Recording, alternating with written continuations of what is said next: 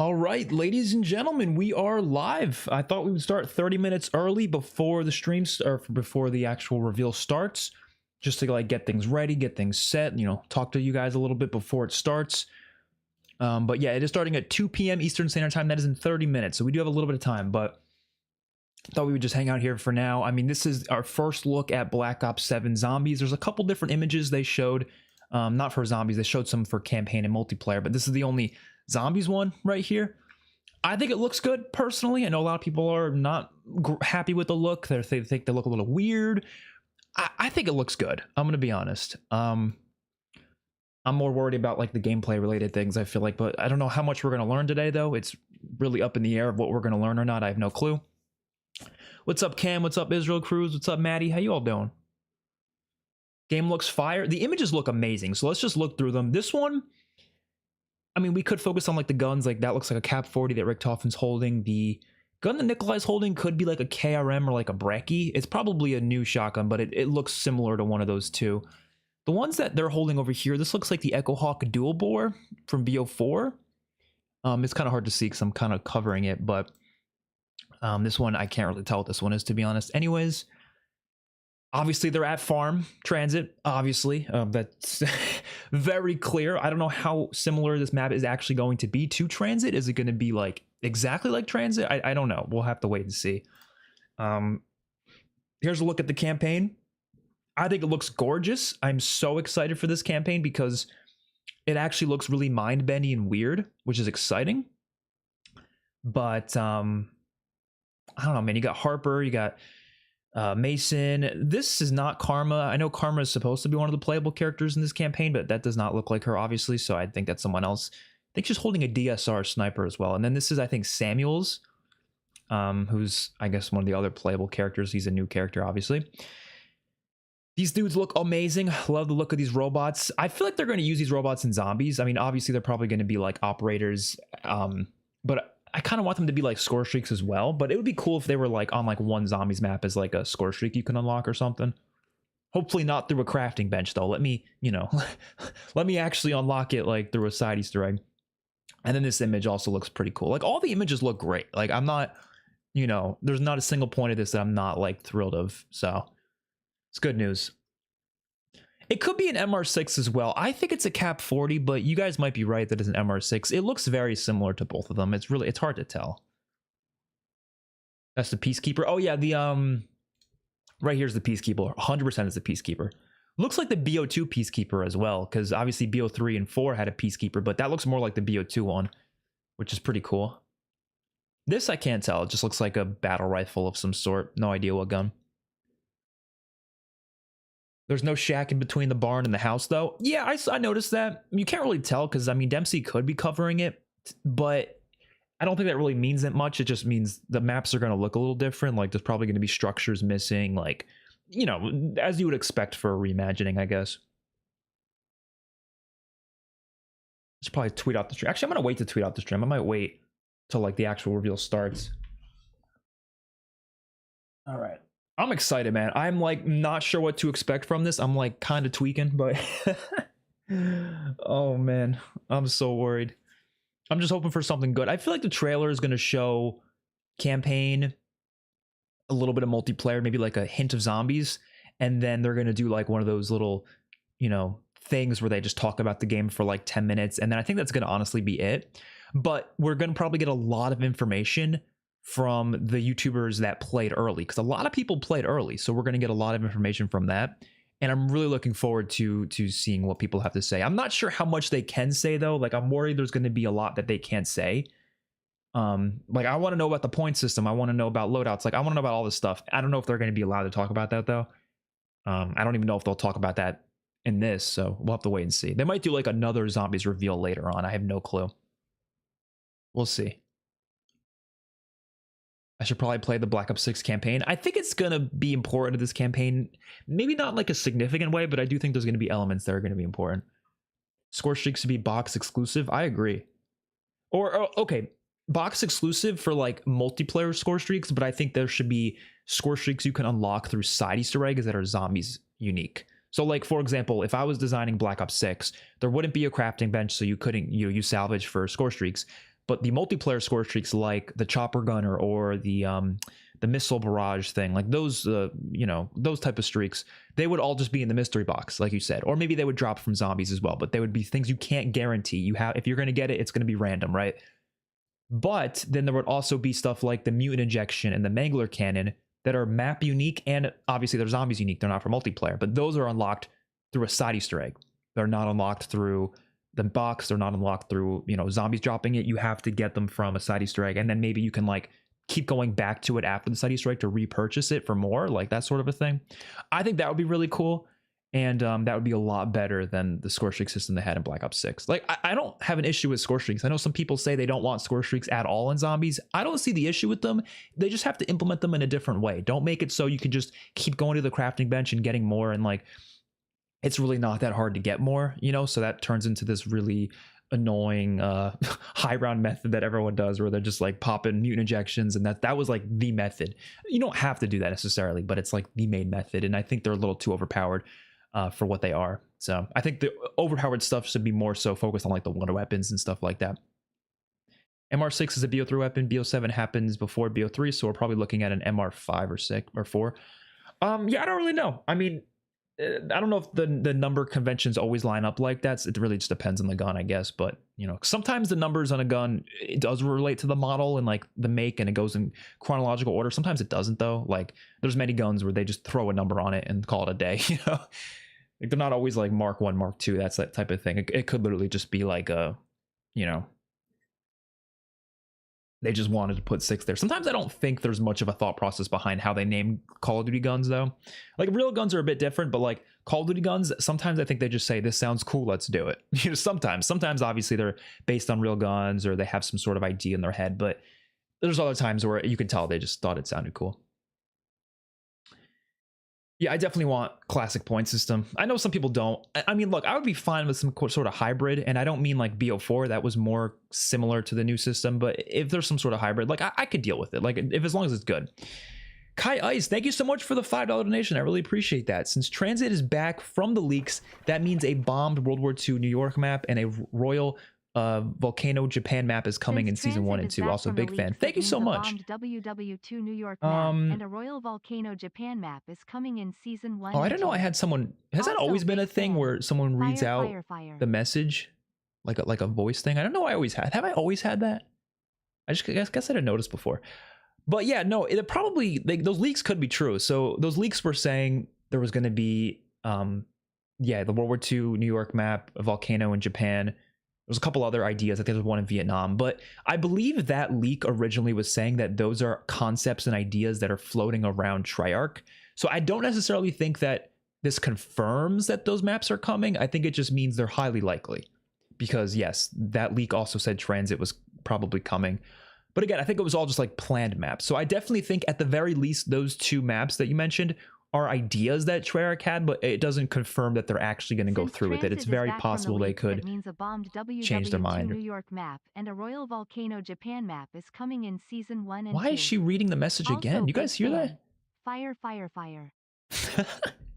I don't know. The voiceover thing's got her own agenda. But thank you so much for that donation. I love that the BO3 AK had 3 different names. Oh yeah, they went from like the ARC 7 to the KN44. I don't know what the other name was, though.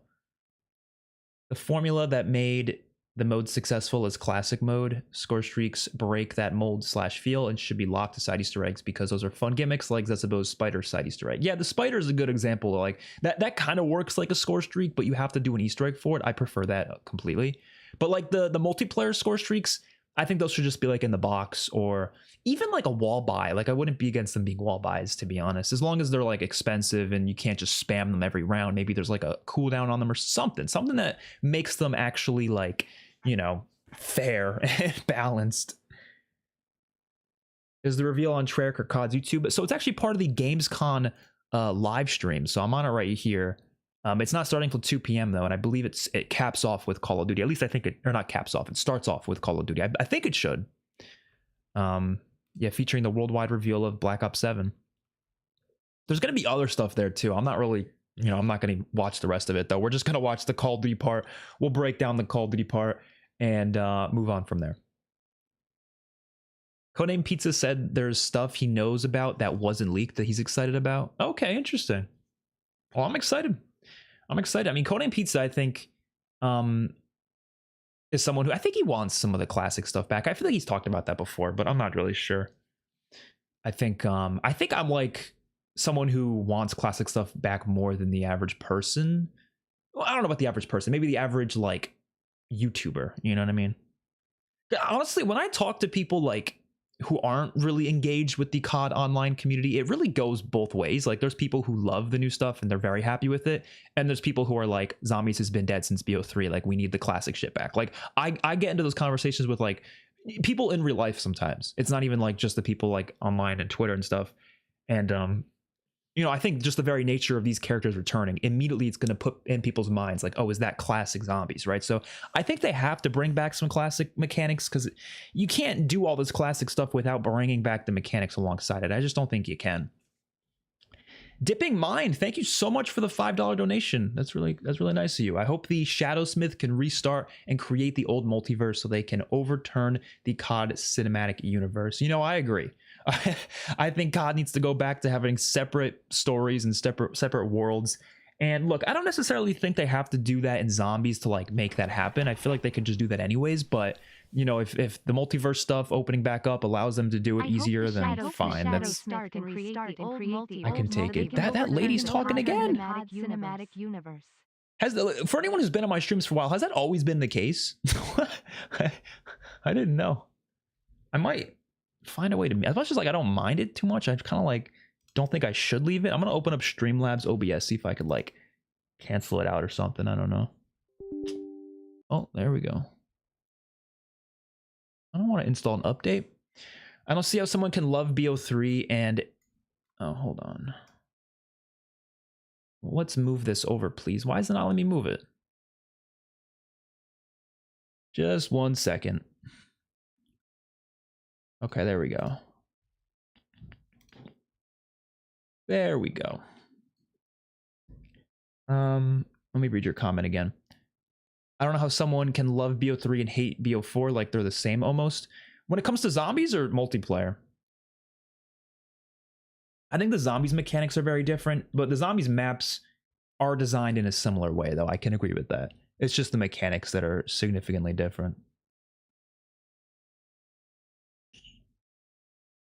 I haven't used Streamlabs OBS in a long time. Kind of forgot how it works. Oh.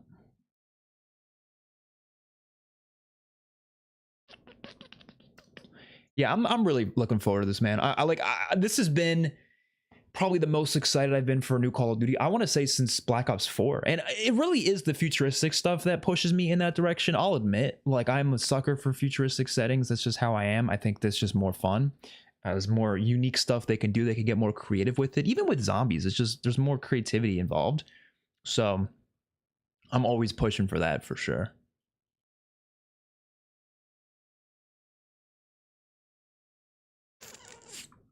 This tech stuff would make me so angry. Oh, I know.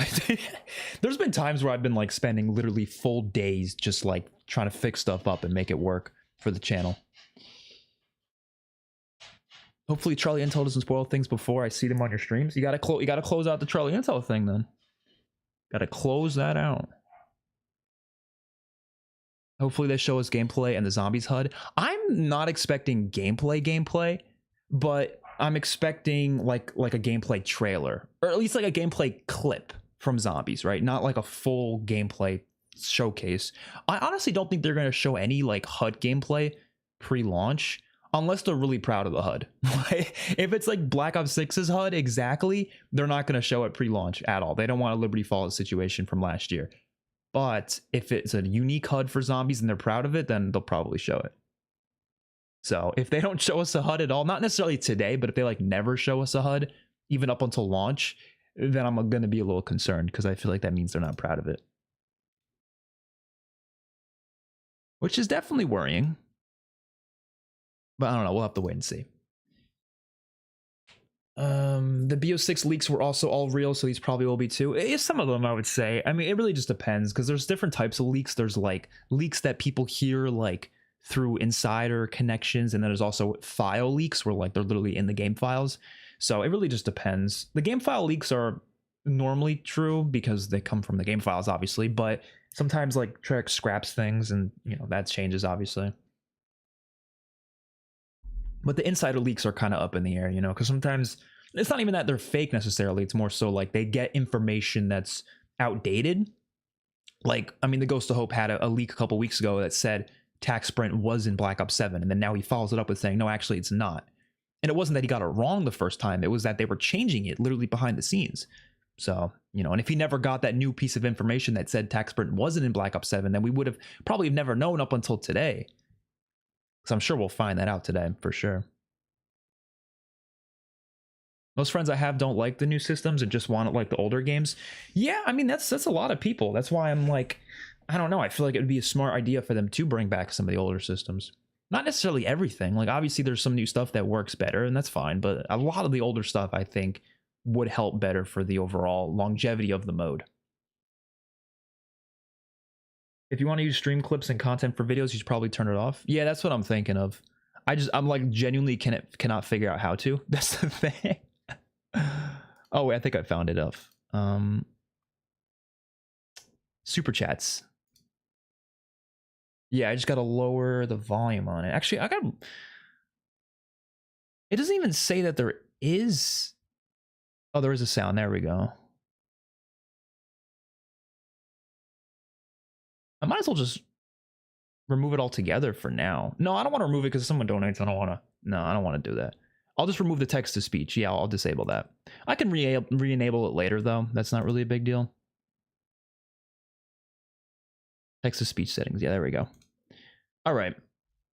That's all we need to do.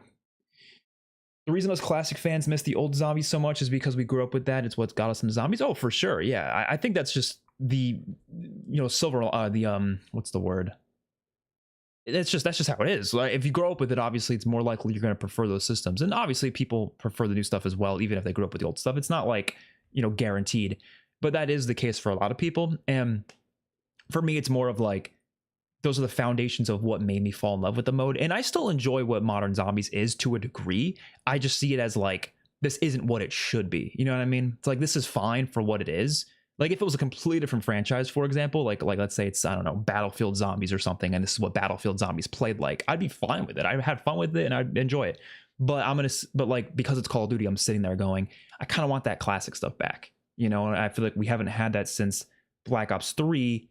So it would be nice to have it back now, since it's been 10 years since we've had that. Well, I guess I would say more like 8 years, because honestly, World War II and Infinite Warfare did feel more classic to me. I feel like World War II was the first game that started to push into some of the like modern ideas of like loadouts, for example. But World War II's loadouts were very limited. Like you really could not start with that much. You started with like your 3 loadout abilities and then your weapon. But your weapon wasn't anything you could choose from. It was like a very limited option. So it felt more like a modern thing, but it was still classic enough to the point where I didn't really feel like a modern game. Black Ops 4 took a pretty big leap into the modern era in a way that obviously a lot of people didn't like. A lot of people were pissed. It's too much loadout stuff. Wait, like the perks being a loadout thing, that was just too much. And then I feel like Cold War took 2 steps forward, 3 steps back, you know, because it was like, oh, they changed the perk system back to how it kind of was before. But, you know, obviously they changed other things like, you know, adding all those perk upgrades and the making no perk limit as well. But then they let you spawn in with whatever gun you want. They completely changed the point system even further. Like they do all these things that I think pushed it in a further direction away from what it was before. And to this day, I don't entirely get it, because I feel like Black Ops 3 was very successful. Like, yes, there's people who didn't love Black Ops 3 because of some of the more complex things, like the launch map being Shadows of Evil, but I've never heard like someone hate the Black Ops 3 mechanics. At least, okay, I haven't heard that many people say that, especially from the casual audiences. A lot of the casuals love that game. They're like, oh, Zombies Chronicles, that was amazing. And even the people who are more, you know, hardcore, they obviously they love the Black Ops 3 maps. It was like, to a lot of people, the peak of Zombies. So I always wondered like why they didn't just try to do something like that again. They never tried that again. It's been 10 years. Treyarch has made like 5 games since then, 5 Zombies modes since then, or this will be their 5th one. I feel like it's time that they go back to some of that stuff. And I thought Black Ops 6 was going to. I mean, they even mentioned in the marketing for the game. They were like, this game's going to kind of be a mix of BO3 and BO Cold War. I don't feel BO3 at all in BO6. I mean, I do enjoy BO6, don't get me wrong. I don't really feel BO3 influence there. I feel like Gobblegums are the only influence. Maybe you could argue like the Easter eggs are kind of similar to BO3. I could see it, but I wouldn't say they're on the same. They don't feel the same, but they're similar in like length and stuff. I guess that's true. But like there's really nothing else that really makes me feel like I'm playing BO3. You know what I mean? So I kind of hope they push further in that direction, and I hope that this game can do that. We got 10 more minutes, by the way, so it's really, really soon. Oh my god! I love the dedication you have for COD. And the consistency. I thought I disabled the. Keep it up. Thank you so much, though. I really appreciate that. Is she reading them at the same time? Oh my god. Thank you so much. Oh my god, she's still reading them. So we know about the transit reimagining. Okay, I really gotta find a way to disable that. Oh my goodness. Reimagining is strong too. Why is it doing that? Oh my god, I'll read the super chats in 1 second. I'm so sorry. What was that? I have never seen that before. I don't know, we'll fix it in a little. I'll read those super chats. Abdul Rahman, I think I'm saying that right. I love the dedication you have for COD and the consistency with these live streams and uploads. Keep it up. Thank you so much. I really appreciate that $5 donation. Grant with a $5 donation as well. I really appreciate these. I can't believe we're getting all these. So we know about the transit reimagining. Do you think the chances of a Die Rise and Buried reimaginings are strong too? I think they're not like. I think it's possible, but I don't think we're gonna get them now. I think if we don't see zombies in Modern Warfare 4 or COD 2027, I think there's a high chance that Treyarch does a Zombies Chronicles 2 like thing after the life cycle. I think it's very likely, and that'll be, you know, probably Die Rise and Buried. But I don't want to say it's likely necessarily. I just think it's possible. So I don't think we'll get them during the main life cycle of the game though, because that seems a little too soon, you know. Okay, now we really got to figure out how to disable the Why was she like screaming? MWZ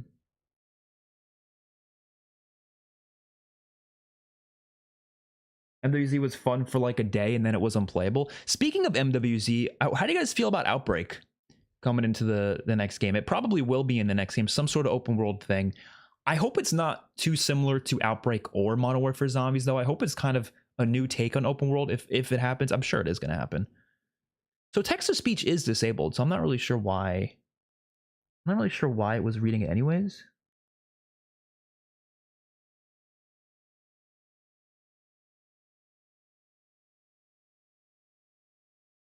Oh, it's still... Oh, okay. Oh, I didn't save settings. Oh, I had to click save settings. Well, there you go. Now it shouldn't do it. Okay. It's still gonna send the super chat like on the screen. It's just not gonna have that really loud thing. There you go. Kai Ice, thank you so much for another $5 donation. I really appreciate it. My favorite line now is from Reckoning and Richtofen's fight. You think I would run? I've got a jetpack motherfucker. Did he actually say that? I didn't hear that myself. That's a great quote. What's your favorite line / quote in Zombies? I mean, it's probably one of the OG ones, like the what was it, Nikolai saying that like quick revive tastes like fish? That's one of my favorites.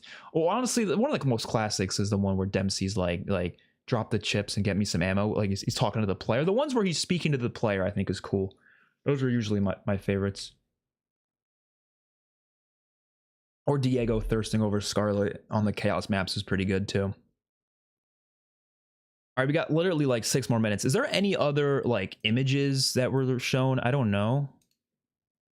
I mean, here's the Vault Edition. Look, people were looking at this like it looks like crap. Oh, actually, this Reaper is different than the Reaper in the old image that was leaked, right? For the Vault Edition. This looks sick. I don't know how people saw this and thought it looked bad. I'm sorry. I think it looks cool. Like, I don't know. I get people aren't on board with like the really crazy shit, but I don't think this is like goofy though. This looks like a futuristic setting. You know, that's all it looks like to me. It doesn't look goofy. And then for the guns, we got the Peacekeeper Mark 1, which looks gorgeous. VS Recon. Is this the name of the name of the guns, or is it the name of the? I think it's like it's a so they're Mastercrafts. So it's the name of the gun, but like the Peacekeeper is probably the name of the regular gun, but then it says Peacekeeper Mark 1 for the Mastercraft. Is that how it is? I don't know. This looks like a shotgun, maybe. M10 Breacher, Flatline Mark 2. They look great. They just look great. Is that Perka? Oh, it looks like Perkaholic, yeah. I mean, Gobblegums are returning. I think we all knew this. Oh, wait, is it starting? Oh, someone...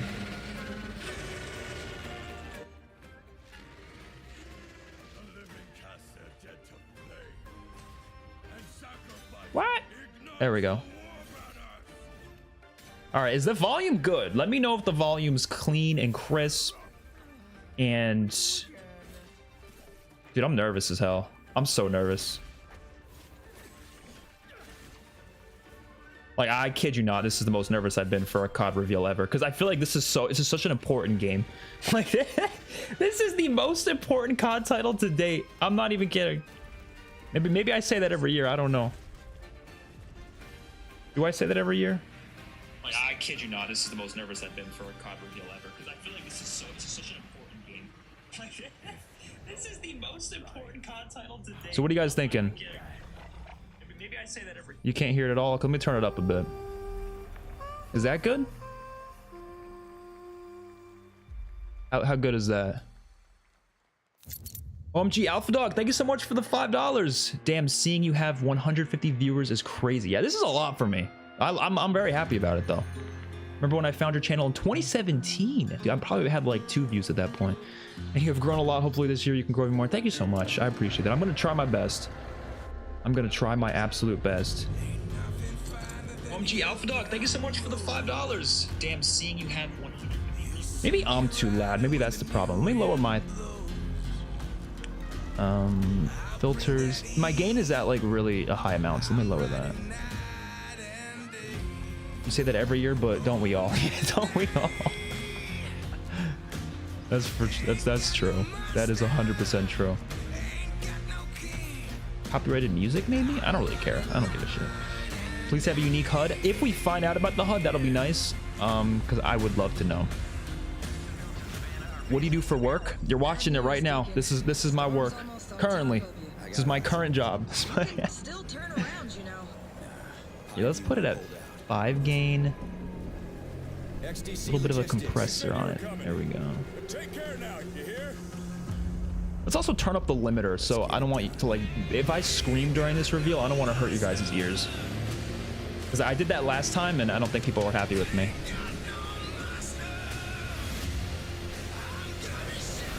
Volume good?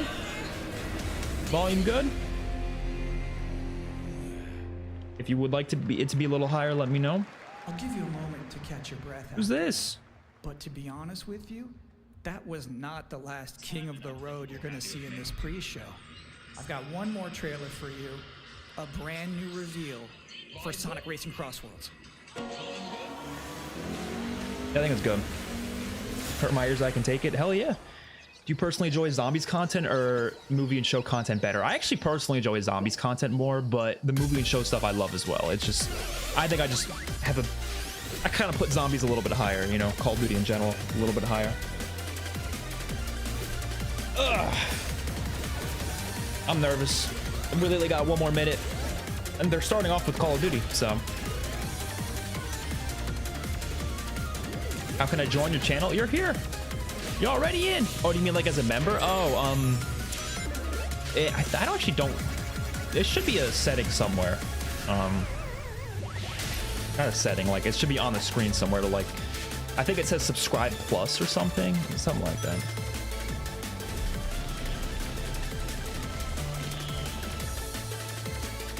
I know JC Backfire's tweaking about the Sonic thing, right? And that concludes I should play the Sonic games. I've never played one in my life. Up next, Black Ops 7, Ow! Ghost of Yotei, Silent Ow! Hill F, Resident Evil Requiem. We're starting. And more apparently. It is We're starting. time for I gotta lock in. I gotta like sit forward. I gotta lock in. Thanks for watching. I also got to start recording too, because I need the recorded footage for a video. Okay. Let's move this over a little bit in case I hit into it, and I don't want to like. Please welcome your host. Oh, it's a full show? Okay, I didn't even know it was live like this. All right. Oh, I'm so nervous.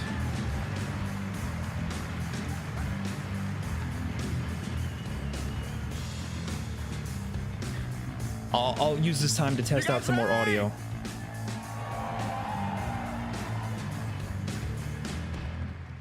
This man has been doing this for a while, right? Guten Abend. I think he has Welcome been. to Gamescom. Wie geht das Deutsch? All right. This is opening night live. Hello, everybody, and this is the kickoff to the biggest games festival in the world. I think it sounds good. Germany. We've got over 5,000 fans in the hall here at Com Messe tonight. Welcome, everybody. Let's fucking do this. And by the end of the week, You're behind on the live? Am I? 300,000 people. No, I ain't. Which for the first time has more This than is freshly live. exhibitors. No, I'm not behind the live. It's just live streams on YouTube tend to be like 20 to 30 seconds behind. So. And of course, there are millions more watching live. Well, there's nothing I can do about that, though. That's No just how matter YouTube where works. you are, we're all connected tonight as one global community to celebrate the So if you watch a stream of a stream of a stream, it's gonna keep going back and back. You know what I mean? The biggest blockbusters. Today, the game industry has never been more dynamic. Clever ideas from small teams are breaking through in huge ways. This summer, Peak, a co-op climbing game created by Aggro Craft and Peak. Landfall Games, That's what Black soared Ops the 7 is gonna charts be. on Steam, and right now, I can announce for the first time it is sold. No, it's over caught up. 10 It's just million like I said, my copies stream today. is a bit behind. Congratulations to the team. Like my overall stream is, And but there's that again, also that's just other fun YouTube. That's ones, just like how it you guys works. have probably played Date Everything, a wild dating sim where you can romance a treadmill or a curtain. It's on Steam right now. Check it out. It's sold an estimated 500,000 copies. And all these successes prove something important. Small teams with 8-second big delay. ideas That's not that bad. change the industry. And that brings us to one game made by a handful of developers in Australia. For 6 years, Team Cherry has been. I thought we're starting with Black Ops 7. No, I think we are. I think they're just talking about other stuff first before we get into it. Wish-listed game. I don't know. Tonight, I can finally definitively tell you that Silksong is 100% actually launching this year. Let's go! I don't care about this. I'm kidding. We're seeing some brand new It looks cool. I just don't play those Silksong types of gameplay. games. The first extended look since the last trailer. I should, though. I should get into them. And starting tomorrow, you guys here at Gamescom can play a I should demo test my, at the Nintendo you know, and Xbox booths. test what I actually enjoy in gaming and try really new Silksong things. is real.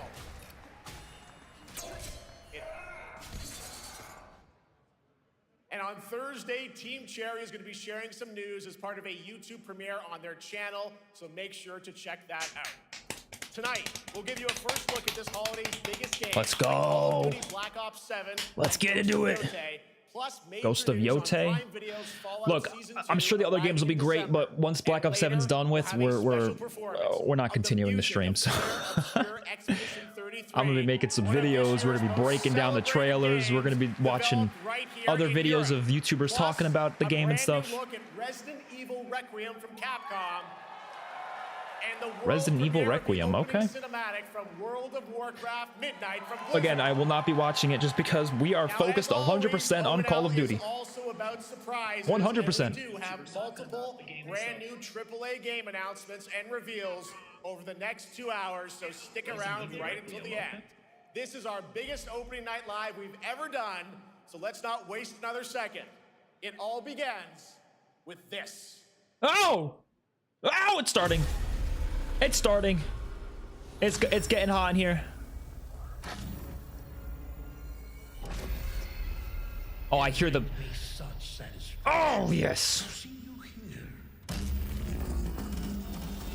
Yes. A witness to my work. You will know fear. Show me that trailer. Show me that trailer. Let you afraid. Oh God, it's here. Fear makes it easier to control. Oh, the LA stuff. What the fuck? To wake up. Look how wild it looks. Your streets shall once again run red. Dude, it's so mind-bendy. I love it. 2035. We're bringing peace and Dude, the security. graphics. Oh my god. He refuses to let me go. Stop looking backwards, Dayton. What matters is what we Ooh. do next. Oh. This is Black Ops 2 right here. Perfect blend of BO2 and 3. This looks so much better than I thought the campaign was gonna be.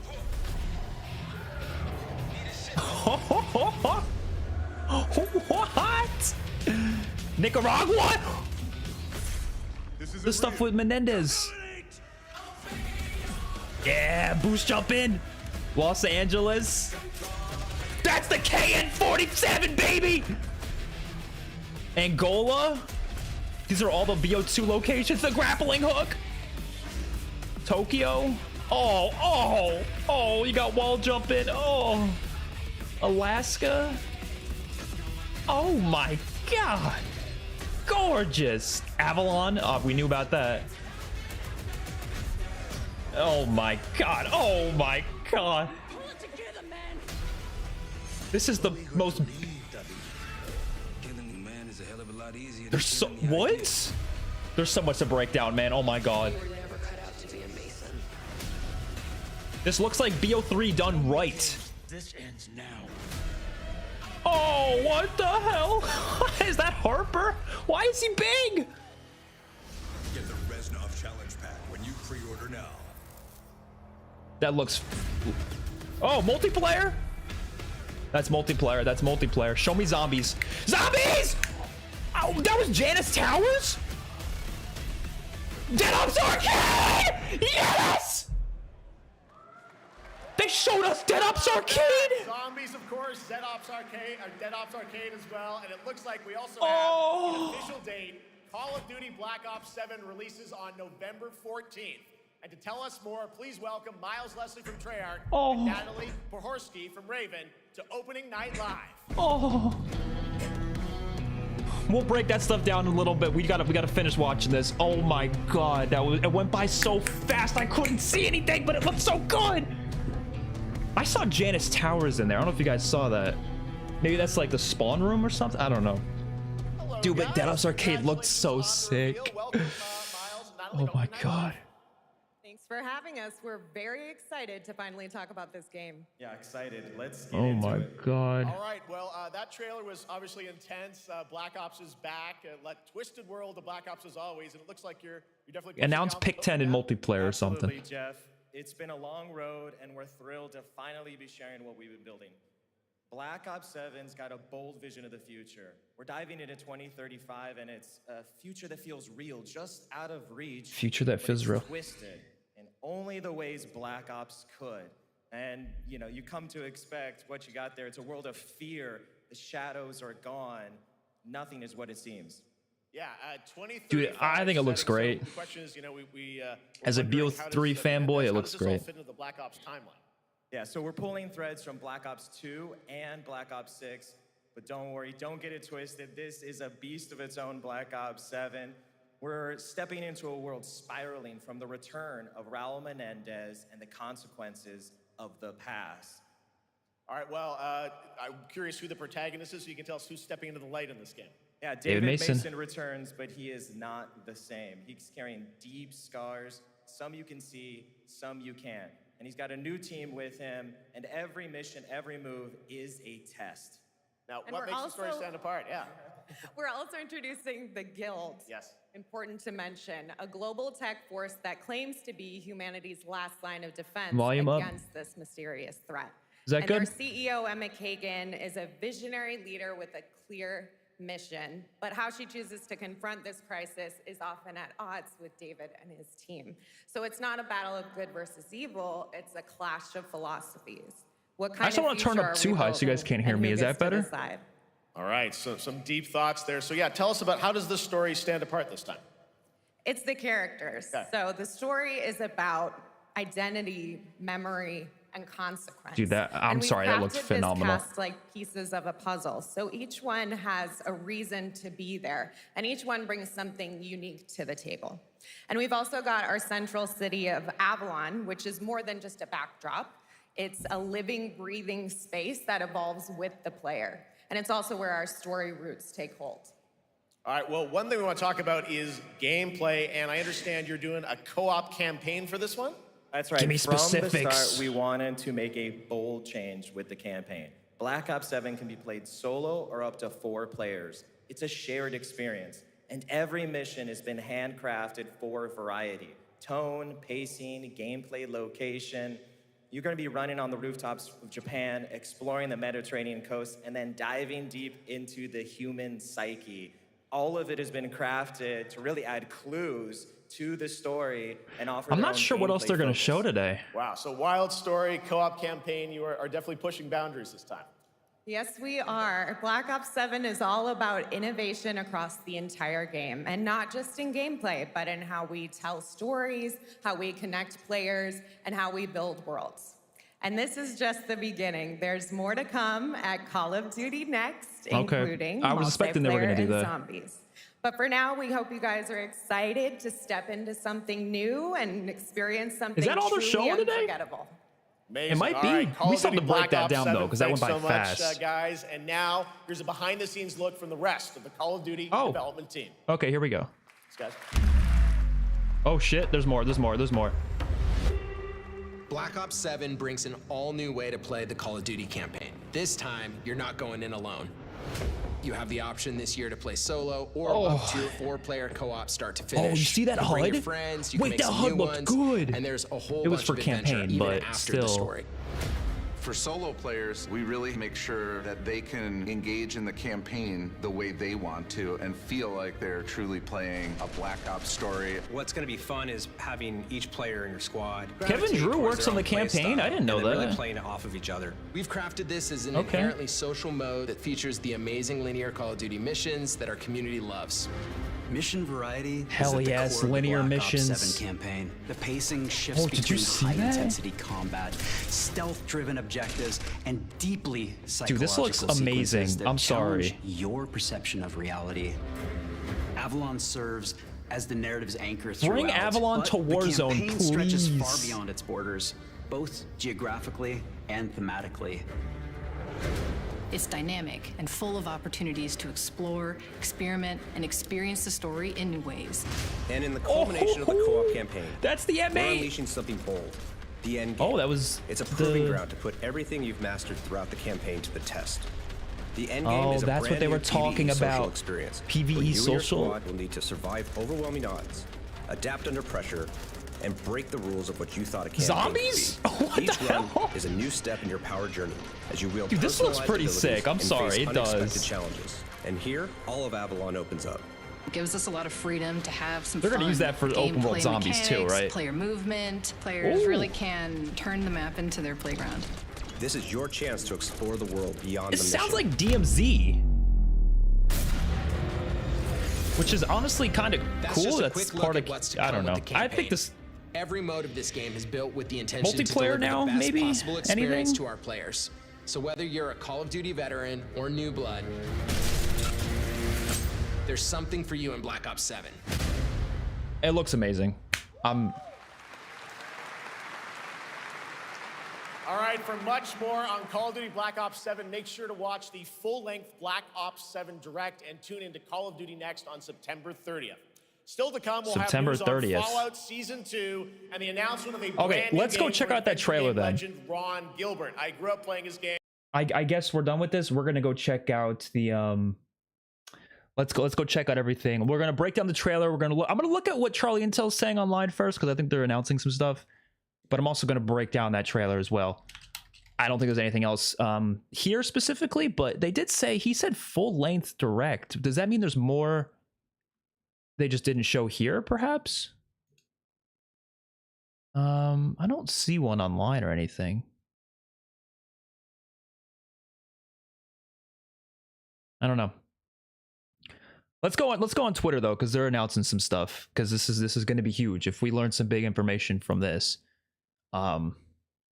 Don't know what it'll be though. So let's see. I'm kind of nervous because I feel like this is going to be like the scary stuff. You know what I mean? This stuff that makes or breaks the game. All right. So yeah, we'll break down the trailer in a little, but Black Ops 7 will allow you to share weapon builds directly with other players in game. You will also be able to share a build code online that lets anyone put the code in game and instantly get that specific weapon build. I feel like that's honestly kind of a nothing burger for me personally. Like that, I don't think that would really make or break the game. But I guess it sounds cool. I don't know. Black Ops 7 has a 4-player co-op campaign with 11 missions in a linear story. I'm glad there's missions that are actually linear. I was really worried that the whole campaign was going to be open world. That is good. Once it's done, you get the end game, which is a 1-32. So you can do it solo. PvE experience on Avalon. It's replayable mission to experience after the campaign. If you die, you lose. That sounds great. Everyone was so worried about that, but that actually sounds really cool. Am I crazy? I don't know. Oh, here's more stuff. Oh shit. Black Ops 7 features a total of 16 mastery camos for the first time ever. Campaign will have a mastery camo? Dude, this might actually be a great campaign. We were all so worried about it because the leaks didn't sound good, but I'm sorry. Everything I've heard so far about this campaign actually sounds really good now. Like all the official stuff, the leaks didn't sound great, but this stuff actually sounds fine. It's good. It sounds like a replayable campaign. You can actually go back to it and get camos too. All right. No tactical sprinting by default. Okay, multiplayer. Ooh. No tactical sprinting by default. Use a perk for it. That's fine. As long as there's no tac sprint by default, that's fine. No ADS while sliding, diving, or wall jumping by default. Use perk for it. I don't like that personally, but we'll see. I'm not a fan of that. I kind of wish they allowed it. I think the reason they're not doing it is because people have been criticizing that in Black Ops 6. But I like when it's fast movement and you're not really penalized for moving fast. So I don't really see an issue with being allowed to ADS while sliding and stuff. But if they don't want it, whatever. Specialist bonus to get all perks. Okay. Looper perk for looping streaks. Let's hope that changes because looping streaks should be a default. There is no reason why that shouldn't be the default. Gunho perk for sprint while firing. So it seems like there's a big focus on perks, and I feel like you have to have a pick 10 system if you're gonna have such a big focus on perks like that. You know what I mean? I mean, I guess a specialist bonus to get all the perks kind of partially is that. I don't know. Is there a Call of Duty blog? If there's a blog, I'm going to check that out because that sounds a lot better than looking through Charlie Intel. Yeah, I think there's a blog right here. Oh, there's a 17-minute direct? Oh shit, we're going to watch this. I didn't even know they did this. Hold on, folks. Hold on. We will be reacting to this now. Is there anything about zombies in here? I don't know. We'll find out. I don't know. Holy shit. Something new to the table. Oh, what's about to happen? I think they're in for a nice surprise, yeah. Does it sound good? Does it sound good? We're excited to finally talk about our brand new game. They are feeding us! This year, Black Ops 7. This is a story we've been building for years, designed from the start to deepen the Black Ops universe. We're picking up the thread in 2035, a world shaped by the consequences yeah, of we saw some of this long before. We saw some of these images forged by fear. We're always looking for new ways to one-up ourselves and dude, the push futuristic beyond what stuff we've looks achieved so before. good. And Black Ops 7 gives us the opportunity to take valuable player feedback and infuse it directly into our development to make this the best Black Ops experience. I You'll hope be able so. to squad up with friends or play solo in a fresh and innovative co-op campaign. Jump into a 2035 multiplayer. I like how much Kevin Drew is in here. I mean, I guess he works on campaign too. And yes, dude, the next these experiences look so good. Oh shit! First, let's dive into our campaign. Did you see that? From the start, our goal was to tell a story that could stand on its own, while also honoring the legacy of the series. Throughout development, we found meaningful opportunities to reconnect with characters and storylines from earlier Black Ops titles. What say we wrap this shit up real quick today, okay? I need oh, to Michael Rooker. Black Ops 7 takes place about 10 years after the events of Black Ops 2 with Raul Menendez and his Cortes DA movement. It's such a good period of time because how have these characters the campaign looks over great, the last man. 10 years? We have this sweet spot here to really open up some new relationships between characters. At the end of Black Ops 2, Raul Menendez was seemingly killed. Now in 2035, he's back with a mysterious video threatening to burn the world down in 3 days. In response to this imminent threat, the Guild, a global tech conglomerate, has stepped in to offer protection for governments and nations. So much more interested in the story than I thought David I would Mason, call sign Section, is back, deployed to investigate the new danger. What begins as a tactical operation quickly unravels into something far more disturbing, as they uncover a weapon engineered to turn fear into an instrument of war. The Cradle. So when the That's the team Cradle from gets BO6, right? exposed to it, we get to dig into twisted versions of their memories. It really plays on their fears. It puts them into this kind of paranoid state. As the story Dude, I wish they did deepens, early access reality campaign because this just looks so good. I missions want twist into surreal to be able to play it dreamscapes, without worrying and the about line the other between modes. Memory and madness begins to blur. You just got to play and see. Oh my God. At the heart of it all is David Mason, returning from Black Ops 2 and now portrayed by Milo Ventimiglia, who brings the grounded intensity and emotional depth that the story demands. David is a true leader, but he's riddled with doubts. He's always worried, did he do the right thing? That fear is really the basis of this story. Under the authority of now Commander Troy Marshall, David now leads a new JSOC unit, codenamed Oh, that was Spectre Troy One. Marshall? As the world spirals into uncertainty, I didn't even realize David that was must hold him. his team together. Now let's meet the team. That's cool. Mike Harper returns with his tough-as-nails attitude and signature humor. We get this good balance of the energy that he brings, but also the way that he can take David aside and be really honest This with really him. does look like BO3 Michael done Rooker right. reprises the role, and he brings every ounce of personality you'd expect. The guy is not a lot of fun. Balancing Harper's bold personality is Eric Samuels, portrayed by John Eric Bentley. After protecting Samuels, the yep. president alongside David and Harper back in Black Ops 2, he formed a deep respect for David. Resigning from the Secret Service and joining his elite JSOC team, Samuels believed he could make a greater impact at David's side. 50-50 is one of our new characters. She's pretty amazing. She's So similar, Karma's not and one of the she's main kinda characters worked her then, way okay. up, and then at a certain point in her One of life, the main playable started characters. experiencing this degenerative disease. Rather than getting taken away from the field, she is willing to get some of her limbs replaced with bionic limb replacements. Okay. She's played by Frankie Adams, who is just a perfect fit for the role. It would suck to get kicked and punched by her. Alongside these new and returning faces, I'm impressed we're with it. introducing Emma Kagan, portrayed by Kiernan Shipka. As the CEO of the Guild, Emma has positioned herself as humanity's last line of defense against the emerging threat. But her philosophy on how to confront this crisis puts her at odds with David and his team, raising questions about trust, control, and the cost of survival. You'll also meet operatives like Slade Razor Barrick, who heads up Most Spectre impressive 2, the graphics we've had secondary in a while. JSOC team supporting the mission. Integral to our story is the enduring shadow of Raul Menendez. Now, Yeah, as the he's not world alive. spirals towards chaos once again, Obviously. the question isn't just whether Menendez is back, it's whether David is ready to face what that truly means. It was just the beginning. A necessary first step. Mission variety is at the core of Black Ops 7. I can say that you are definitely going to see some of the most trippy shit you have ever seen in a Call of Duty campaign. Oh my God. Things are going to progressively get really crazy the more you play. You're going to travel to places in reality in the game, but also in your mind. We can go to Nicaragua.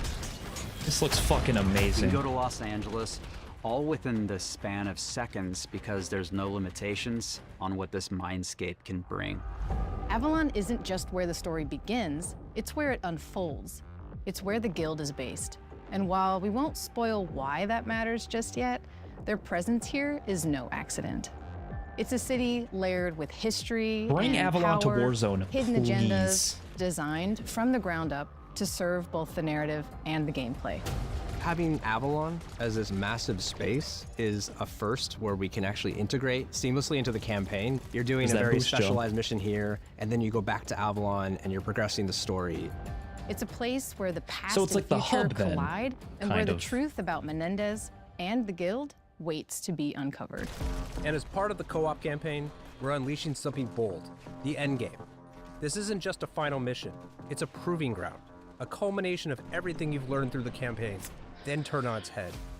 The endgame is a social experience where you and your squad Oh, will need there's to the master Peacekeeper. abilities, survive overwhelming odds, adapt under pressure, and break the rules of what you thought a campaign could be. And you get to do it not just with your friends, but there's another 28 players, so 32 in total. It is truly a living I world. love it, man. I love With it. this whole new canvas at our fingertips, we wanted to make sure players could be rewarded in fresh new ways, even if they only play for the story. So for the first time ever, we're proud to announce we're bringing global progression to campaign in Black Ops 7. Earn XP, Oh, this complete is great. challenges, level up your weapons in the campaign, and bring them into MP, Zombies, or Warzone. Built for solo or co-op play, this campaign pulls you into a threat that demands your attention, twists your expectations, and reminds you exactly why Black Ops stories are so unique. Multiplayer. All right, here we go. Here we go. If I take a step back and say what was the vision for multiplayer in Black Ops 7, it really started with that 2035 setting. Moving forward to 2035 lets us push the gameplay, make sure that we're making That's the what I'm most talking balanced, fun game about. as possible. Oh, I'm really pumped for all the new exciting tech and improvements that we're bringing to weapons this project. We'll have 30 new weapons available at launch. 30 new including weapons. 16 that players are seeing for the very first time in Call of Duty. Oh, shit. Oh, It's that's always Raid. about That was finding Raid. the right balance of something brand new as well as delving into some of our past experiences. So we're always looking at other Black Ops games and trying to pick out. So there is little gonna be a nuggets, map in weapons Alaska. that people have really loved and maybe haven't seen in a long time. Fuck, as man, well these as maps some look of those good. that keep coming back, but they're better than ever. We want to make sure that they're all over the map in terms of the classes that they belong to, as well as some of their gameplay mechanics. With the game taking place 10 years after Black Ops 2, we've unleashed the team's creativity to deliver exciting new perks, attachments, equipment, field upgrades, and of course, a huge selection Rhino. of score streaks to play with. With our new arsenal of gadgets, we're introducing a system we call overclocks, allowing players to progress and unlock increased capabilities for equipment, field upgrades, and score streaks. like The overclock specialists. system puts even Wait, no, more no? agency and power into the hands of our players, allowing more customization Oh, wait, that was the of HUD. your gameplay experience. I don't know than what he ever meant by before. that. We're also expanding Omni We'll movement to figure out include later. new ways to outmaneuver Oh, and outstyle your opponents shit. across the game, including wall jump for The new wall traversal jumping. capabilities. Fuck, man, I like We've also it. taken a close look at feedback and have made tuning adjustments across the board for a more controlled experience, including the removal of tactical sprint by default, with the ability to opt into that through our perk system. Now let's talk about how we're upping the ante with our multiplayer maps. We're taking multiplayer to bold new locations. I like that what I are hear for the deeply most part, not connected to the everything. narrative. You'll fight But through a lot of it. covert guild facilities in Japan, revisit David Mason's childhood cabin in the Alaskan That's his childhood wilderness, cabin? infiltrate a remote tundra installation, and clash across a high-tech solar array in the Australian Oh. outback. Our maps are designed to breathe Wow. more, giving players the space to fully explore our expanded Omni movement system, while still delivering the tight cover-to-cover combat that defines Black Ops. Each layout emphasizes clear lane definition, strong sightlines, and opportunities Dude, for they look creative flanking good. and positioning. Whether you're a run-and-gun Oh player, my a God, look at tactical this map! defender, or someone who thrives on movement and momentum, there's something here for you to learn, adapt to, and dominate. Holy gorgeous. Because we're taking place after Black Ops 2, we've been able to revisit some of those spaces and reimagine Raid ways. Express and hijacked. Raid is definitely Oh one of my those that God, was it looks really important to bring fucking back at amazing. launch. This is the Raid Oh. we know and love, reimagined for Black Ops 7 in a setting that's as beautiful as it is deadly. I think my favorite new multiplayer map is going to be the Forge. Yes, that would be Forge. The Forge? Cortex. Homestead, for sure. We've got 16 exciting maps at launch. Oh, what was all that? 6v6. We're also hard at work crafting some The of Alaska most one's gonna unique be maps for peak. post Oh my launch, God. leaning all the way into the themes of Black Ops 7. Oh. We're also delivering new large-scale maps paired with an all-new mode to 20 the series. 20v20 One of our new or modes whatever. at launch is Skirmish, a large-scale experience where teams battle it out to I'm excited complete for this. Oh, objectives. active It is a camo. big 20 versus 20 size map, but adding wingsuit into That time to kill multiplayer looked pretty changes slow, the didn't it? dynamics of it compared to just like a core 6v6 mode. This allows you to have not only a bigger play space, but also more objectives going on. A squad captures an objective, they could basically wingsuit across the map. This looks after the fucking next awesome. objective. Oh my One of my God. favorite things about Skirmish is that no one match feels the same. This is a multiplayer experience designed to surprise you, built with intention, shaped by I hope there's experience, score and streaks on driven it. by the variety that keeps players coming back. Stay tuned later this year for more details at our full multiplayer reveal at Call of Duty Next. Yeah, so this wasn't and of course, everything, but that's fine. You'll be able to get hands-on It looks in so the open good. beta. Now, let's dive into all the new ways you'll be Call of Duty, rewarded invite through me our to COD global next, please. systems. I'd appreciate it.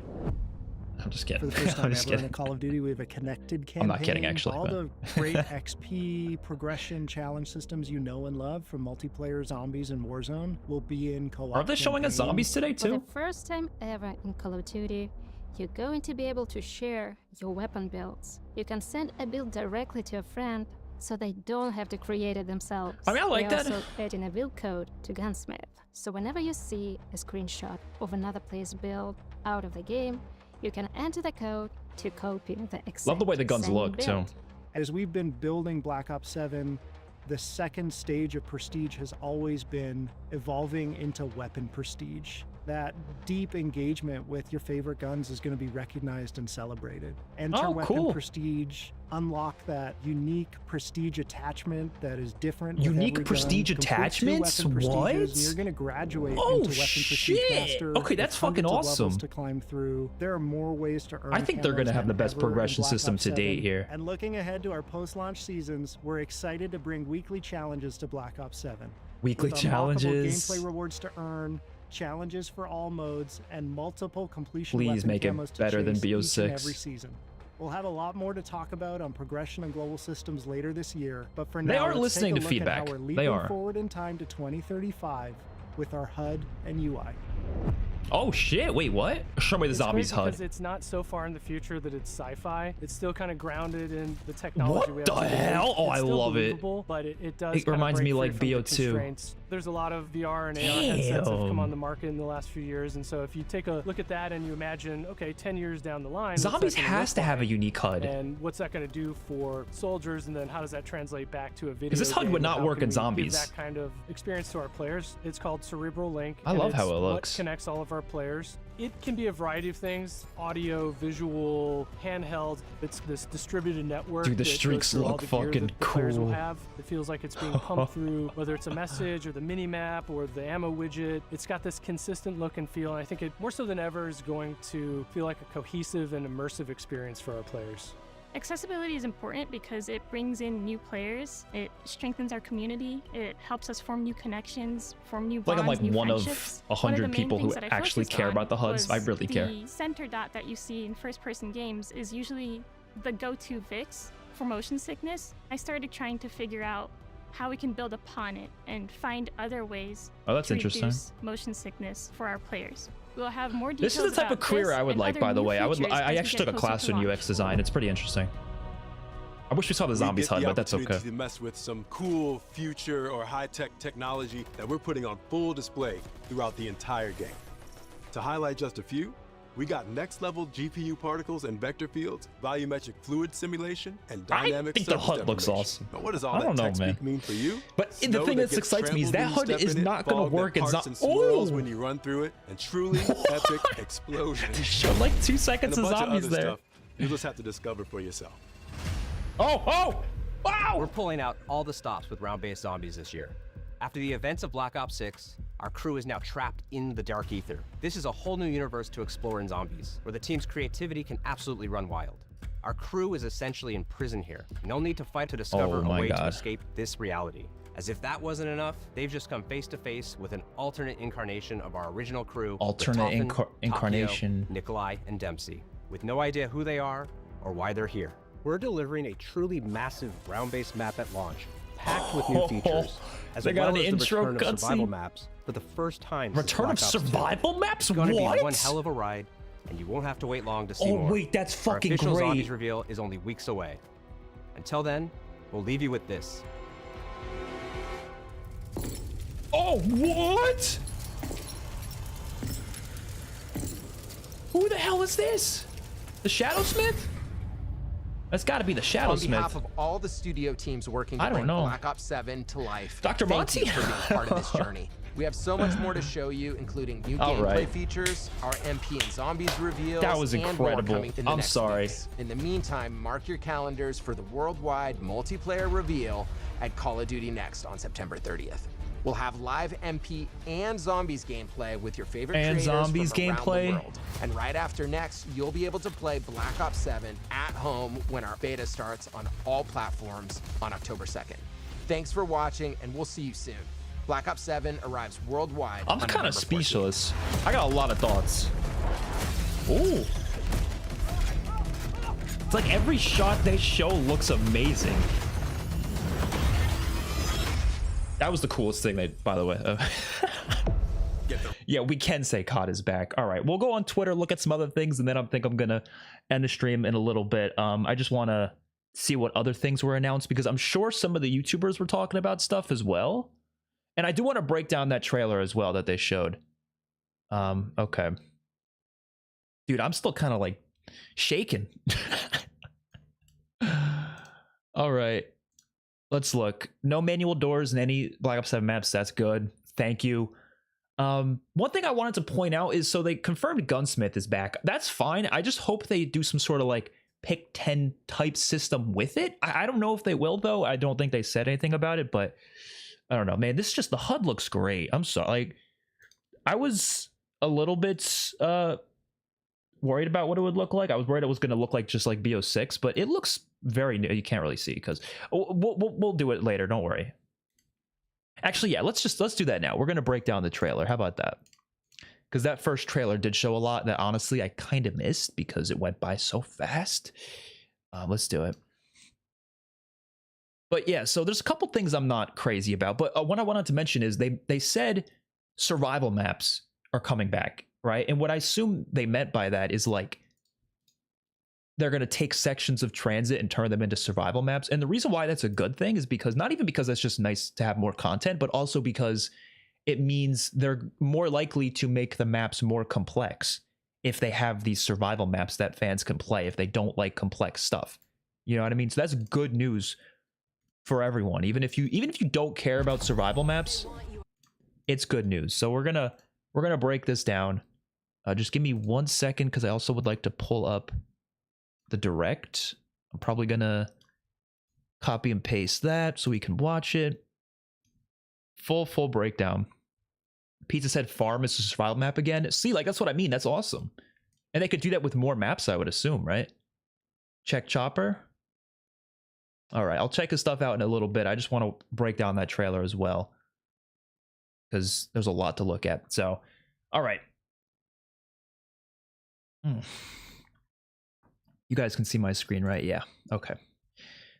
Let's look through it. So, I don't want to look too much into the campaign stuff, even though this stuff looked amazing, but I really want to get to the zombie stuff. But like this, just, oh my God. I like campaigns a lot. And the reason I was worried for this campaign is because the open world stuff said that the open world leaks were worrying me, but they still have linear missions that have their own linear set pieces. So that issue goes out the window. Like, I don't really care anymore. They're going to have full linear missions, which is good. And they all look beautiful. Like, holy shit. The graphics look amazing. Story-wise, I'm not sure how this is going to be, but yeah, I hope it's good, obviously. But gameplay-wise, I think this might be one of the best campaigns. Obviously, I'm saying that far in advance. We don't know for sure, but I think it could be for sure. Like, even all these different locations from Black Ops 2 returning, Los Angeles. This dude, the KN, man. Oh my God, it's so nice to see this thing back. Such a gorgeous looking weapon. Oh man, Angola. You can see, this is the boat that Woods was trapped on, right? Oh my God, that's the KN as well, dude. Grapple hook. Oh man. Tokyo looks amazing. This might be the most beautiful looking thing Call of Duty's done in a long time. You got a cruise ship. This cruise ship, am I crazy? Is this not literally in Black Ops 6's multiplayer? I mean, I'm not complaining. I'm just saying. Or is it hijacked? Actually, I think it's just hijacked. Yeah, that actually is just hijacked. Alaska, this looks amazing, obviously. The freaking robot thing looks really cool. Avalon, it looks great. I like that it doesn't look like a copy and paste of BO6 Avalon. It actually looks like it has like a futuristic feel to it, which is nice. And it looks good. It looks pretty. Yeah, there's a lot of cutscene stuff, which is good. It's cool to see Woods there. He's obviously not alive. This is definitely a flashback, but it's cool. or like a flashback or like a trippy sequence or whatever. That thing looks awesome. He looks awesome. All that stuff looks great. So then they cut to some multiplayer stuff, which you got the wall jumping, which again looks amazing. I got this little robot thing, which is definitely a score streak. A lot of score streaks that we saw, like a good look at a lot of score streaks, which was nice. This was, he looked like he put a grenade on the guy's back and then kicked him away. That was an ability. Okay, and here's zombies. So yeah, this is Janus Towers right here. So I'm assuming you start off literally in Janus Towers. Is that the bus? No, it's a truck. So there's more vehicles than just truck, or than just the bus. Oh wait, hold it. Look at that. This truck kind of has like a trap on the bottom. Do you see that? It's like munching up the zombies. That's kind of what I wanted. That's really cool. Yeah, that's not a bus. That's literally just a truck. There might be multiple vehicles that you can unlock. Maybe that's how it is. I don't know. It's got like snow too. I didn't realize it was snowing. Love that. And obviously here's farm, which apparently is going to be a survival map. So that's cool. Love the look of it. And then we get Dead Ops Arcade, bro. Wait, is this BO4 Nuketown in Dead Ops Arcade? What? They better have a first person mode, but oh my god, it looks amazing. I'm a big fan of Dead Ops Arcade. I really am. Oh, wow. This is Hacienda from BO4. A lot of BO4 stuff, huh?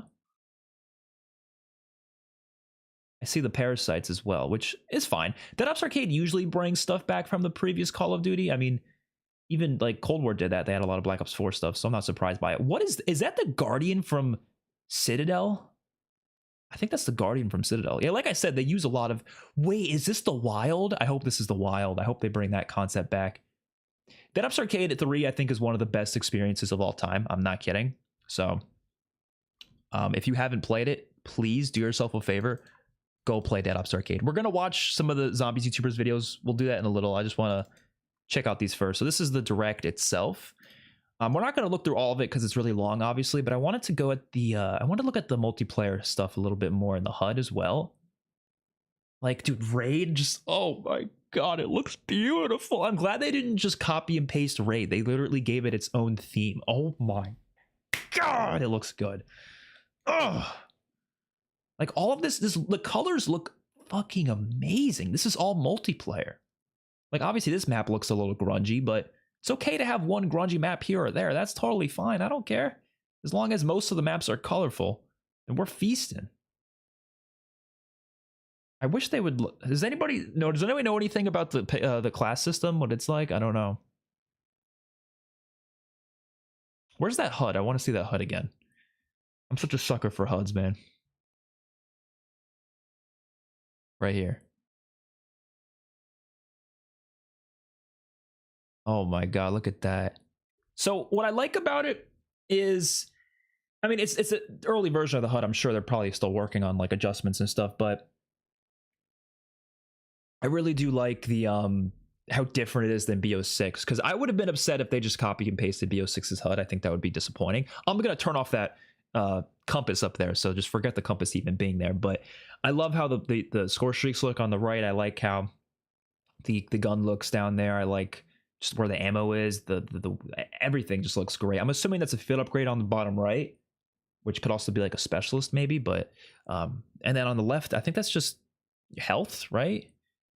And minimap. So it's very simple HUD, but it looks great. And the reason why I'm especially happy about it, I mean, the font looks pretty good too. The reason I'm especially happy about it is because it means we got to get a Zombies unique HUD, right? Zombies is not going to use this HUD. It's going to look so out of place in freaking the Dark Ether. You can't tell me this would look cool in the Dark Ether. It would look silly. So I don't know, man. This doesn't look like, I don't look at this and go, oh, it looks like BO6. Still kind of grounded in the technology. Time to kill looks a little fast, but that could just be for the video. I guess he got a headshot though. I don't know, man. I'm happy with how it looks. We had a little bit of zombies here. They didn't really show much with the zombies though. That's okay. As long as we get more zombie stuff later, I'm totally fine with it. This looks a little different. The HUD, right? Could just be like a work in progress HUD or something. All right. So let's look at some of the zombies YouTubers videos then, because I want to see what they have to say about this. What, like Chopper posted something? I'll watch Chopper's video. Curious to see what he thinks. 13 minutes, that's not too long. Gentlemen, I'm assuming he's going to talk more than just zombies, but we'll see. and last week I got the opportunity to go to Treyarch and play a little bit of Black. I don't want to watch his full video though, just because I hate the idea of like reacting to someone else's video and just like I don't want to do. You guys should go check out his video on your own as well. So I don't want to, like, I'm not gonna sit here and watch the whole thing. I might just skip around. I'm not personally a fan of doing that. So I might skip to his like zombie segment so you guys can watch the rest of it. I'm gonna, if there's stuff we need to learn, we'll find it out on Twitter anyways. I don't want to sit here and watch his entire video. I'm gonna watch this video later. I just, I don't want to say like stealing his video, but Just to answer this question right off the Well, bat, I wanna see what he says about zombies. Is round-based this time around. Like, there Yeah, was a lot round-based, of talk okay. about zombies taking a totally different route and not being round-based anymore. That's not true. Round-based zombies is in Black Ops 7, and specifically this first map that we're going to be playing on disc. I'm not even really sure what this is called. It genuinely, like, I don't think it has Doesn't have a name? So we're just going Really? to call it the transit map For now. It'll have a but name this eventually, is obviously. Essentially kind of what I described. It is an open map that you travel between different POIs with some like dangerous spots in between each connecting point. This map is massive, and not only in terms of scale, but Treyarch have talked about this being like the biggest map in terms of not only square footage, but also just in terms of features and the things to discover with it. It seems most like map a depth? pretty loaded zombies map, but obviously the That's scale good. of this map is something that we're still going to have to contend with, and the way that the player is going to do that is you're given this thing called a wonder vehicle, right? Like you're basically given a player controlled vehicle that you Okay. can drive around and explore this giant map with. Now, additionally, whatever this giant transit map ends up being called is supplemental to what we're also getting, which are survival maps for the first time since Black Ops 2. These survival good maps news. appear to be like small cuts of the POIs that are in this giant transit-like map, but this massive map is not something they've really done before, so it should be interesting. But let's talk about the crew that we're going to be playing as in this game, because this is also something that is very fascinating. I think we already know about have that, so a I don't need to strange- watch this part. This crew is verified ether now. This is the dimension that we're in, so I think they're going to go all out in terms of like where maps are going to be taking place, because even as much as I liked Black Ops 6 Zombies generally, the maps in terms of where they took place or even some of the aesthetics of them were still just kind of like military bases, right? Terminus was one, the Reckoning was one. The only ones that really weren't what you might call kind of a military base, I think, were I have thoughts on that, so I'll and share it in a little bit. possibly Liberty Falls or maybe a bit of Shattered Veil, but they had those like military like elements associated with them. But this is where it seems like they're just going to be doing whatever they want as far Crazier as maps, yeah. concept. The gloves seem like they're off, and it says that we're going to be facing a new kind of nightmare in the Dark Ether, but in this realm nothing is ever what it seems, and that's I'm guessing they're basically not the allowed to setup. talk And just about real quick, mechanics for those then. of you wondering, the full game of Black Ops 7 launches across all platforms on November. Okay, so yeah, they didn't really talk anything about specifics, which I'm not like mad about necessarily. That's totally fine. If they couldn't, that's totally fine. But we'll look at some other things that some people were saying, either on Charlie Intel. Let's just look at this. But if you want to watch this video, I recommend go checking out the full video. I just, like I said, I don't think it's, I don't think it's ethical to sit here and watch this entire video, on my stream. I think it's better to people go watch his video on their own. Okay. 16. Oh, they said the name of all the maps? Really? The Forge, Toshin, Exposure, Cortez, Scar, Den, Homestead. The map names are great. Colossus, Imprint, Dry Dock, Retrieval, Paranoia, Blackheart, Express, Raid, and Hijacked. It's pretty cool that they just gave out all the map names. That's interesting. I'm also going to look at COD Zombies news, because they post a lot, so maybe there's more that they can list out that I didn't realize or recognize. Okay. Instead of watching their videos here, I'd rather just see this. There's a lot of stuff. Oh my god. Okay. Yeah, Dead Ops Arcade, we know that. Janus Towers, yep. Drivable vehicles, yep. Farm is back, yep. Weapon rarities are back.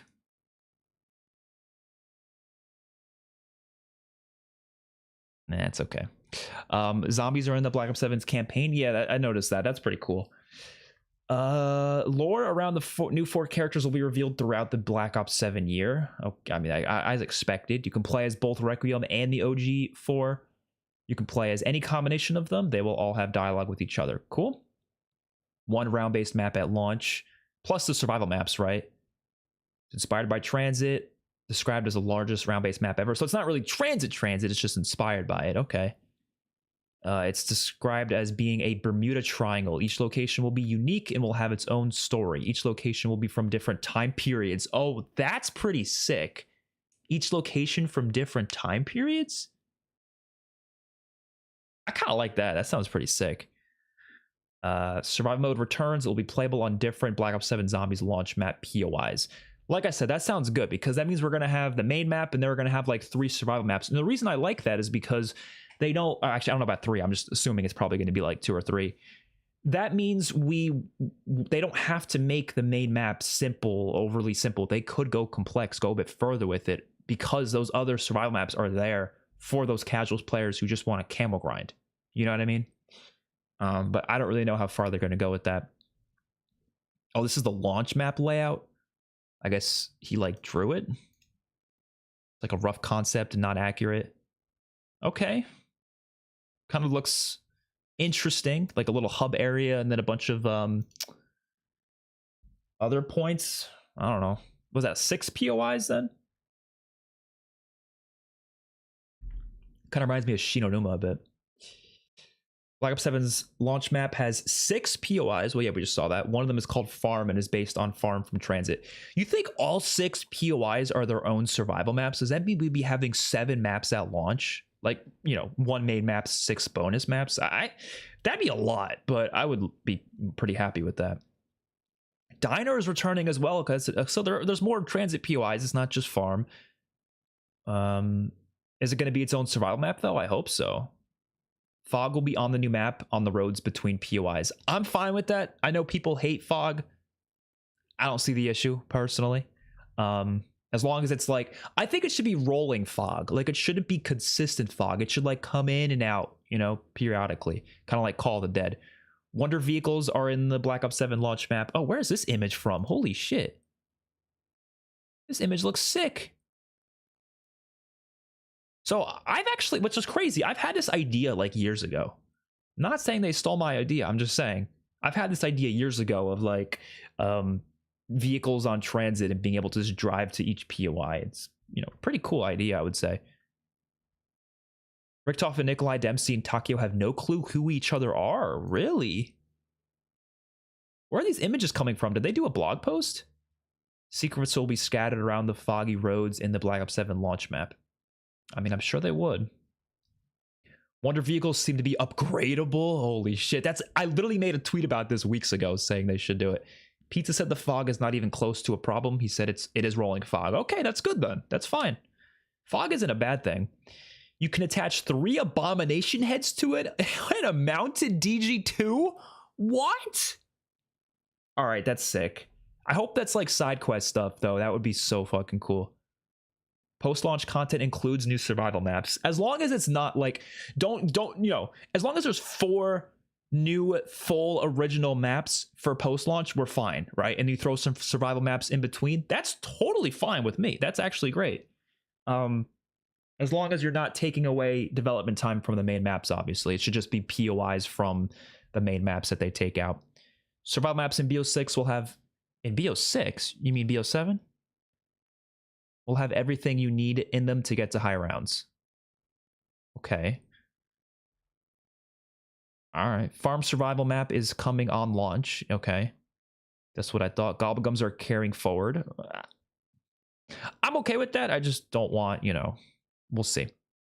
Intros will be made for every map in Black Ops 7. They will be CGI as well. Damn. They really said, fuck the Black Ops 6 budget. Let's put it all towards the Black Ops 7. Oh, at least for that. Treyarch is interested in adding more mid/endgame cutscenes for BO7. Okay, that's good. I like those, so that's good. Black Ops 7 Zombies teasers and marketing will start in September. So we're gonna get literally like in 2 weeks. We're gonna get more Black Ops 7 stuff. I hope they do a whole like ARG for it. Yeah, they showed us this little teaser. Papa Back is in black. That's what Dead Ops Arcade 4 is called. Oh, that's pretty great. Oh, I'm so excited for Dead Ops Arcade 4. That's probably the thing I'm most excited for. I'm not even gonna lie. 2 new ultra rare gobblegums. See, that's what I'm a little worried about. It's like you're just copy and pasting the same gobblegums. It's like, I don't know. There's not enough like new stuff with that, but we'll see. I still hope they change some of the mechanics. Every Black Ops 7 Zombies map launch and post-launch is set in the Dark Ether. So this is what I'm a little worried about. Yes, I'm totally fine with them all being in the Dark Ether, but please, for the love of God, make them feel and look visually different. Please do not do the purple skybox for every single map. I swear, if every Black Ops 7 map is just a purple skybox, I'm gonna get sick of that by the second map. So I hope that they find a way to be like, okay, the Dark Ether doesn't have to just be purple skyboxes. We can do other things, right? And I hope they do that. I hope they show us very diverse looking areas in the Dark Ether that, like the New York City map, if they do that, right? It should not have a purple skybox. It could have like, you know, red maybe, or some, I don't know, whatever, just something else, a different feel. Directed mode is returning. I mean, that's fine. I kind of expected that. Full Black Ops 7 reveal is early September. Oh, I didn't even see that. They had a date for it already? Okay. So yeah, I'm assuming they're not going to give us all of the information now, especially about like the mechanics, because they probably want to save that for the full reveal. Dead Ops Arcade 4 has XP progression that is shared with the other Zombies modes. Good. Armor is back in Black Ops 7 and works just like it does in Black Ops 6. Okay, look, I'm going to be honest. As much as I don't like armor that much, I don't hate it as much as some of the other modern zombie systems. Like, I can deal with armor. If they change the point system, if they change the loadout system, sounds like they're not changing the rarity system, which is unfortunate. But if they at least change those other things, like, I think you could win me over and I'll be just fine with it. But I don't love armor, obviously. So I prefer it wasn't back. But it's not like a game breaker for me. Like, I've made it very clear before. There's certain things that I don't like, but like, I can deal with stuff. Like, the armor is fine. Like, I don't like it, but I can deal with it. I hope they do something a little bit different with it, but I don't know. There are many ways to move around the Black Ops 7 launch Zombies maps, including stuff you have to unlock, similar to how you have to unlock the Denizen portals in Transit.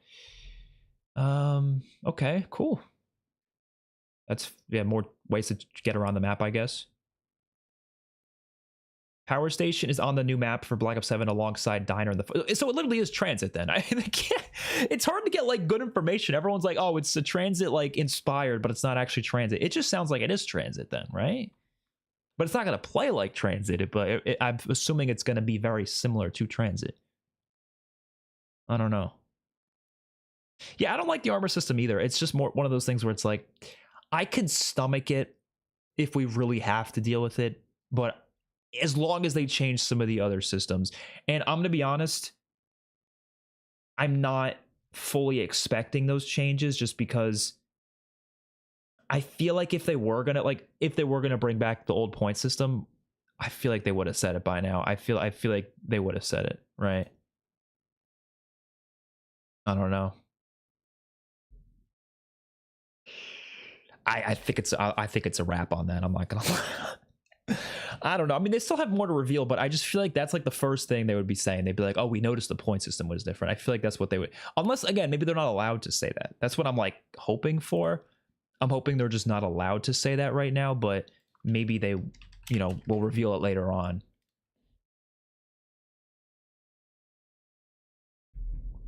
Because maybe they wanted more to reveal later on.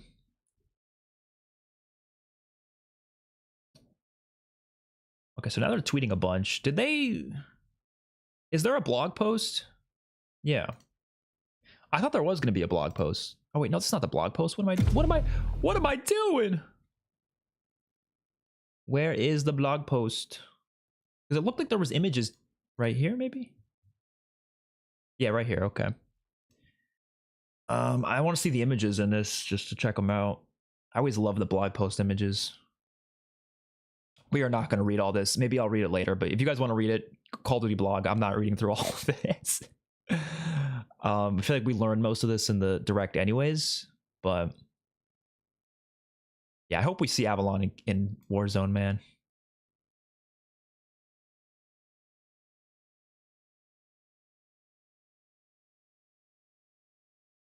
Oh, wait. Oh, is there... Okay, is this multiplayer then? Well, hold on. I kind of want to look at this. The weapon prestige thing sounds really cool, by the way. I was really happy about that. So, the Rhino score streak looks fucking amazing. Where was that? Right here? Dude, look at this fucking... This is in multiplayer? Oh my god, it's huge. It better be good. So this is what I wanted. What is overclock? Score streaks, field upgrades, and equipment can be upgraded using the brand new overclock. They can be upgraded? The more you use it. So they're upgraded in game though? Or is it over time, or is it like in one match? Okay, so over time. So I think it's not... Huh. I don't know. I don't like fully understand this, but we'll read into it. Lethal equipment. Last seen in Black Ops 4, the cluster grenade. Wait a minute, I heard about this.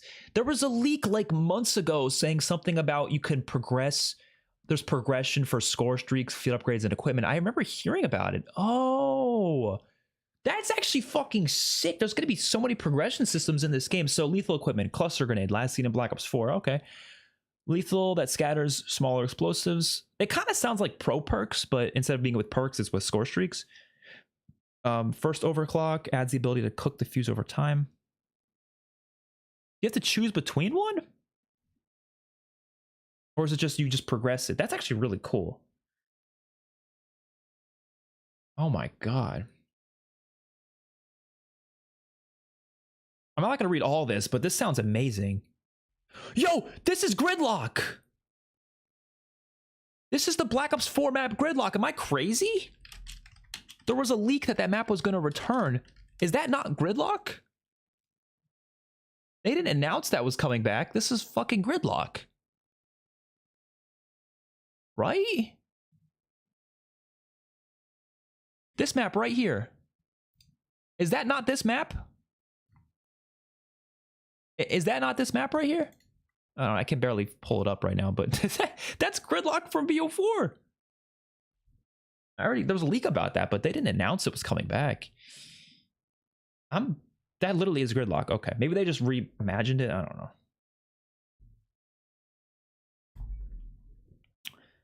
So yeah, you could upgrade score streaks. I like the sound of that, to be honest. I mean, I hope, you know, assuming they have score streaks and zombies, I kind of hope stuff like this carries over, where it's like, it's stuff that you can unlock in game though, not like, I don't want you can't like upgrade it in multiplayer and then upgrade in zombies. No, I don't want that. I want it to be upgradable in the mode itself. This looks great though. Really, really cool. Yeah, I love the look of this. Score streak dog. Score streaks look amazing in this game. I just wish you could loop them by default. I hate how I have to use a perk for it. The hybrid combat specialties. Enter your date of birth. Guess you guys are gonna learn my birthday. Yeah, we saw this. This looks cool. Experiment with your perk builds like never before with all new hybrid combat specialties. To activate a hybrid bonus, you're able to mix and match perks from 2 different combat specialties. What? It's like a way of them saying pick 10 without actually it saying pick 10, but it doesn't sound like pick 10. I don't know. I don't know, man.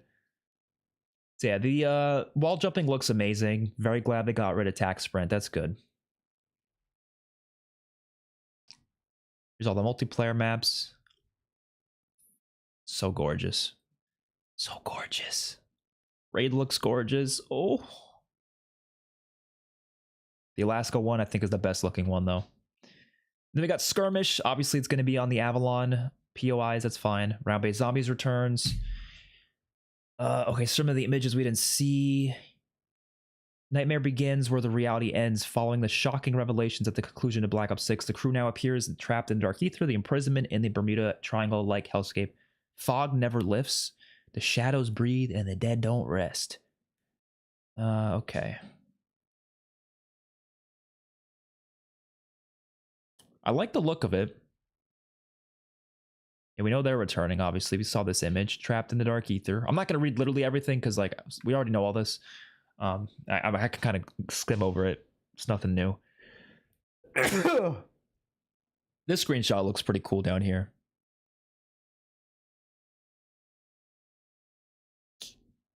Explore a vast and foreboding landscape and visit a series of eerie and forgotten locations offering multitude of threats, secrets, and storylines with horrors almost around every corner. Face down the undead hordes, unearth secrets, and dig in the shadows of a forgotten world for discoveries sometimes best left undisturbed. What does that say up there? I don't know. I mean, obviously this is farm. Very interesting. As you travel through this haunted hellscape, the roads between locations can be dangerous and unforgiving. Dude, I hope they bring back denizens. I hope they bring back denizens, but not like Black Ops 2, obviously. Like, don't make them annoying, but like, just have them be there, though. I kind of want to see them. Fifth member of the crew to rely on? Ted? Maybe there's going to be a bus where Ted drives it, but there's also other vehicles that you could drive.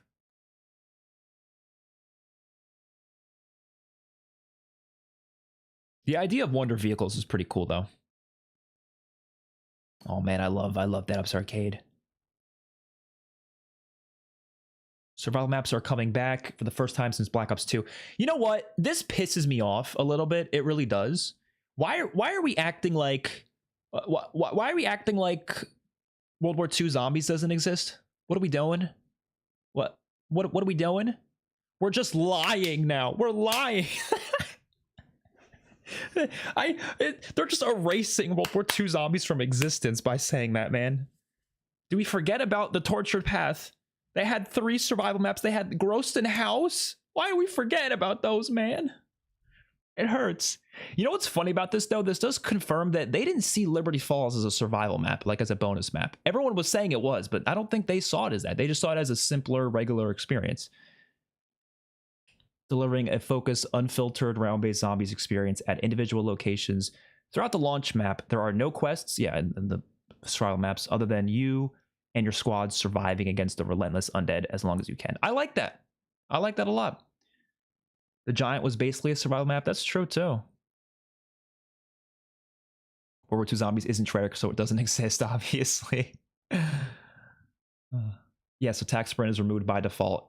You know what's funny? They said from zombies by default. Is there going to be a way to get tax sprint in this game? I got a feeling they're going to bring back augments and they're going to add augment. I mean, obviously augments are going to be in the game, let's be honest. But I think they're going to add an augment for stamina up that lets you get tax sprint. I think that's what they're going to do. And nobody's going to use it, let's be honest. Not a soul on earth is going to use it. But if they give the option, that's totally fine. Survival doesn't mean no Easter egg. I honestly do think the term survival maps has always been kind of confusing. The reason they're calling it that is because that's like a community given name.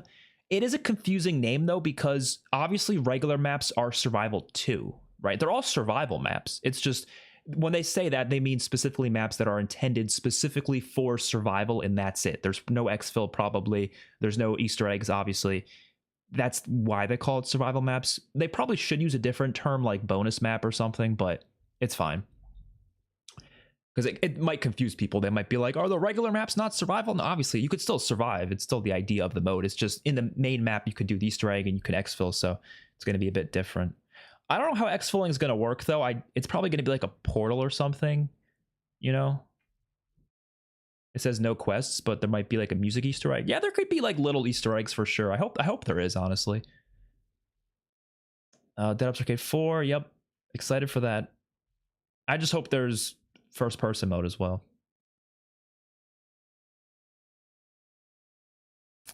Okay.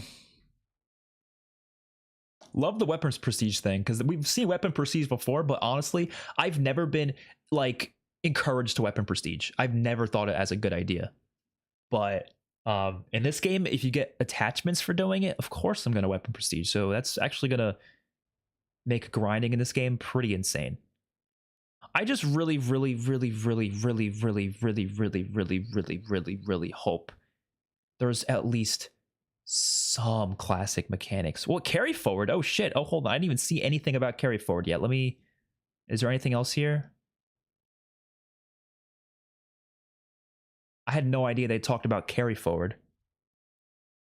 Okay, let's see. So there is carry forward, but how much?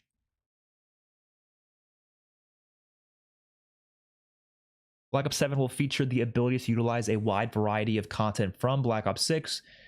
This mostly begins a few weeks after launch. Okay, so it's not going to happen right away. Here's what to expect. XP tokens and gobblegums. Okay, yeah. Operators, weapons, and operator skins will carry forward at the start of Season 1, with some exceptions. Equipment and score streak skins for content unavailable in Black Ops 7 will not carry forward. Equipment and score streak skins for content updated for Black Ops 7, for example, a score streak that performs similarly but has a different look and feel in Black Ops 7 compared to Black Ops 6, will not carry forward. Okay. Weapon camos will not be transferable to Black Ops 7 weapons, but still usable on Black Ops 6 weapons. I didn't want Black Ops 6 weapons in Black Ops 7, to be honest. I think it's just going to get messy. I love MW3, and the only reason I liked carry forward in that game is because, it fit the game more, I feel like, just what it was going for. But I don't know. I don't really want to see a bunch of Black Ops 6 guns in the game. Zombies, hopefully they're not in the mystery box. There should not be a single Black Ops 6 weapon in the mystery box in Black Ops 7, except for maybe a PPSH. You can throw in a gun here or there. Most of the guns should not be in there. If you want to let people use them through a loadout system or something, I hope there's no loadouts off the bat, off rip. But if you can unlock the loadout in the match, that's fine. Whatever, bring in Black Ops 6 guns through that. But I don't want to see them in the box. And in multiplayer, I don't want to see them at all.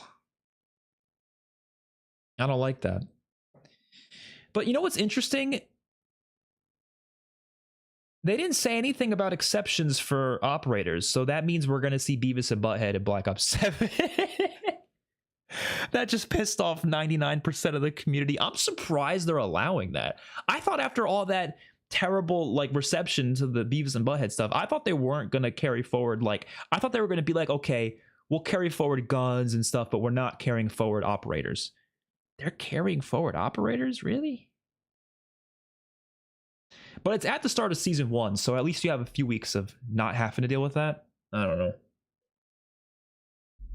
And then obviously you get the Warzone integration. Oh, they're still having the Modern Warfare 2 and 3 weapons in Warzone at that point? It's kind of crazy. So when's COD next? September 30th? This is the beta dates, October 2nd to 5th, 5th to 8th. Cool. Oh, that's kind of cool, though. It's just a one long beta, then. There's not 2 weekends. It's just one long beta. I kind of prefer that, actually. The beta launches on a Sunday? That's kind of weird. Oh, the early access is on a Thursday. Okay. I see.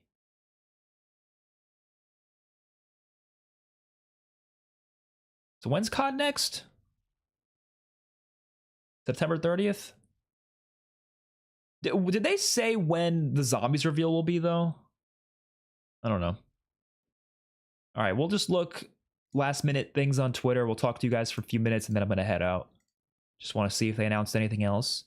I'm not expecting a lot of information on the mechanics then. The zombies mechanics. We didn't really hear a lot.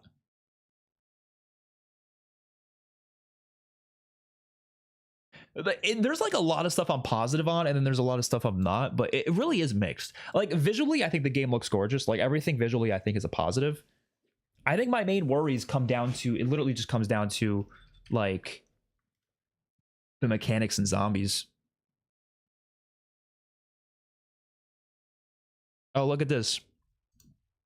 Activision confirmed they are fully aware of the feedback on how cosmetics look, and they are taking into account into the future. But I mean, I feel their way of doing that should be not carrying forward some of those skins, though. Why would you know, why would like Beavis and Butthead carry forward? I don't know. It's getting its own reveal. Zombies is early September. Did they say exactly what date in early September, or they just said early September? I mean, that's totally fine, but curious about what like the exact date is. I'm assuming we're gonna start getting like teasers like soon then. Milo sounds disappointed. I don't know. Look, I think most of what we heard today is a positive. I think for zombies, I like the look of it, and I like the survival maps. Like, all that sounds good, but I'm just so worried that they didn't even touch the mechanics. Like, you know what I mean? I didn't hear any changes of the mechanics. That's what I'm worried about. But full reveal, I'm sure we'll get more information on that. I'm just surprised that, like, I feel like if there was big changes in the mechanics, I feel like they would have said something about it by now. You know what I mean? But I could be wrong. Could be very wrong. Yeah, so they didn't say a specific date. They just said early September. Okay. And then COD Next is September 30th. All right. I mean, look, honestly, obviously I'm going to do a bunch of videos on this, so don't worry. There's going to be a lot of full thoughts and everything like that. But I think my main concerns right now, I'm going to list those out. All right, we'll get to the negatives, concerns that I have. Main concerns. Campaign, I think everything looks pretty good. I'm not really concerned there, except for maybe like this. I'm just worried that given all the information we've learned about it, I'm worried that maybe there's some elements that might be a little bit like unfinished. You know what I mean? Like, I'm worried it's going to be like a buggy campaign. Like, that's what I'm worried about more than anything. But it looks visually gorgeous. Like, marketing wise, they knocked it out of the park. It looks amazing. I love how colorful it is. I love how the characters look. Story sounds intriguing. Like, everything looks good. Not really worried there. Even the end game mode they were talking about actually sounds really cool. Like, it sounds like it'll be actually kind of like, it almost sounds like DMZ, but without the PvP, right? And look, I don't love DMZ as a replacement for zombies, but DMZ as an additional part of the game, like a very like limited version of DMZ, it sounds like, actually sounds pretty cool. Like, I think that could be fun. I'm curious to see what that mode's going to play like. And the gameplay of it looked good. So there's that. Multiplayer looks pretty good. I'm still just not happy with looping streaks being a perk. I think that's silly. We don't know much about the class system. They didn't say anything about it. And I feel like if they were bringing back Pick 10 or something similar to it, they probably would have told us today. That's why I'm like, I don't expect anything close to Pick 10 anymore, which is unfortunate as hell. Because if they were like doing this Pick 100 system or something, they would have said that, because they know people want that. They would have 100% said that today. And they didn't. So I'm thinking that probably isn't going to be big changes to that. I'm assuming the class is going to be very similar to BO6 with some changes, which is unfortunate. And I'm going to give as much feedback as I can, because I hope they can either still change it pre-launch. I don't know if they could, but I really hope they do, man. That class system needs a change. They cannot keep doing this certain systems. Look at Milo's recent tweet. This is kind of embarrassing. I am blocked by Milo. I think you could still look at people's tweets though, even if you're blocked, so it's not a big deal. Like, he blocked me. I don't know why he did. I still don't know. I think it was like he blocked a bunch of people that were following the specific channel or something. I don't know. It was years ago. I don't remember why. Okay.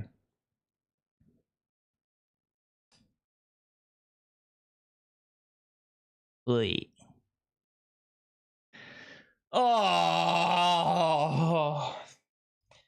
Milo, why would you do that to me? You killed all my excitement. You killed it. Oh my God. Look, there was some stuff that sounded really cool, and I'm sure it could still be fun. All right, I'm sure it could still be fun. But like, why would he block a fellow zombies content creator? Oh no, this was like years ago. I mean, this was before I was even like, I had more than like 1,000 subs. I was like 2017 probably. So I don't know, it was a while ago. But damn, dude. Why did he block you? There was this whole like controversy where there was this Twitter page that like was making memes about Milo. And I think he did this thing where like, he has the full right to do this. I'm not like, I don't, it's just, he wants to block people, that's fine. I don't have a problem with it. But I think he just went down the list and blocked literally everyone that was following that Twitter page. I had nothing to do with that Twitter page. I don't know what they tweeted, to be honest. I think it was something they were like taking something out of context from, I don't know, but I'm assuming he just went down the list and blocked everyone because that's what everyone else said. So regardless, this does upset me though. This does upset me. Like, God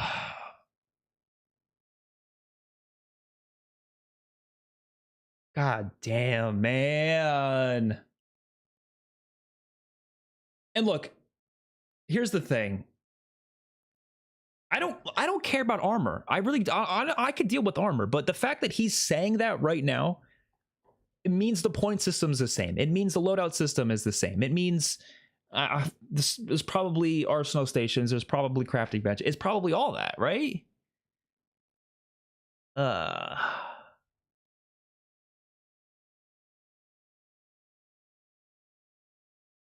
Well, guess we'll see for the full reveal. I mean, look, there's still time to change things. That's why I love giving feedback, and the developers want that, right? And this is why, like, I see people saying he's not going to get invited back. I hope that's not the case, because they shouldn't just not invite someone if they don't like the game. Like, that's not fair, right? If he's giving an honest review of how he feels, that's what they want. They want feedback, right? So I feel like if we give enough feedback, there's potential they can change things. And look, I don't think they're going to just rework the entire game.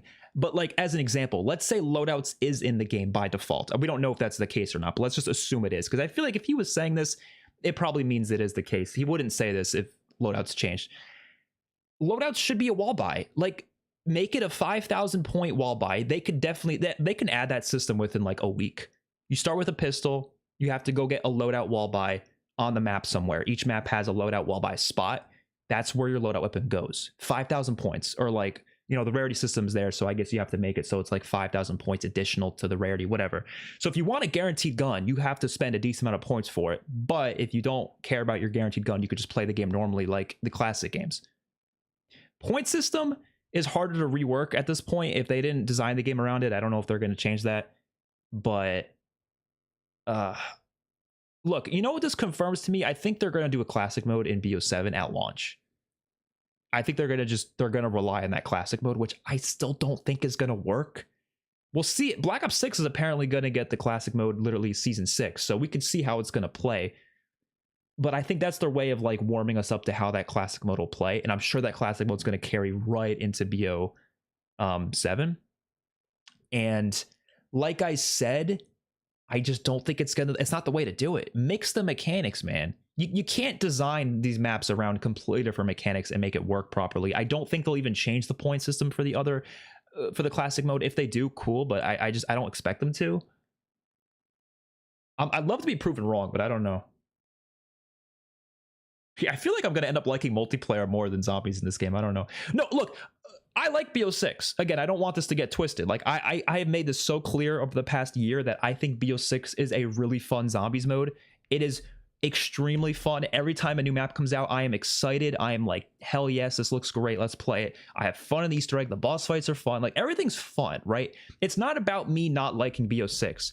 It's about me wanting something closer to the stuff that was the peak of zombies. And look, you could say that's selfish or whatever. You could say it's like, why are you asking for that? Like, look, I see the potential that it can be. It's like if you have a kid.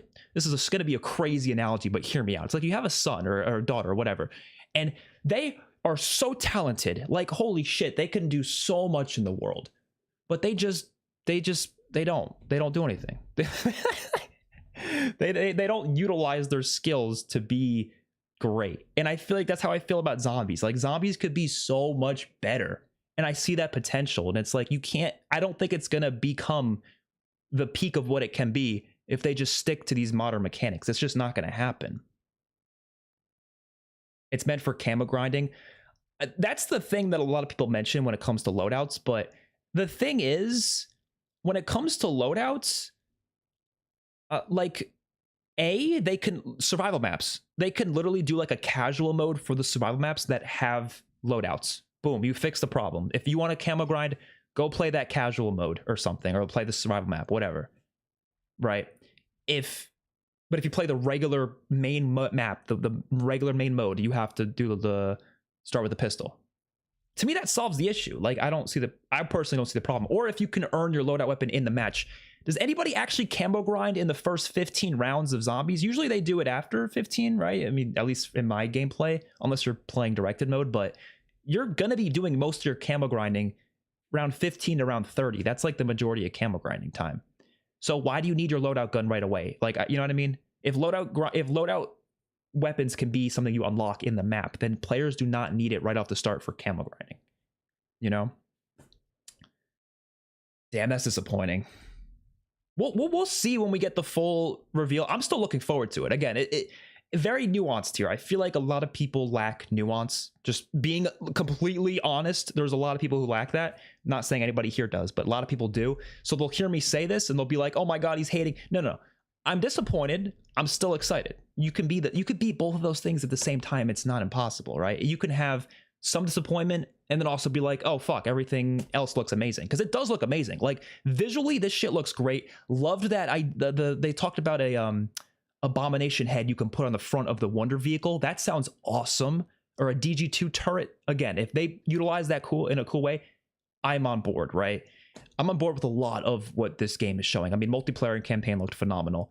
I just feel like, I don't know, I just feel like what Milo's saying here tells me the mechanics are probably going to be identical. So we might have to rely on a classic mode. I don't know.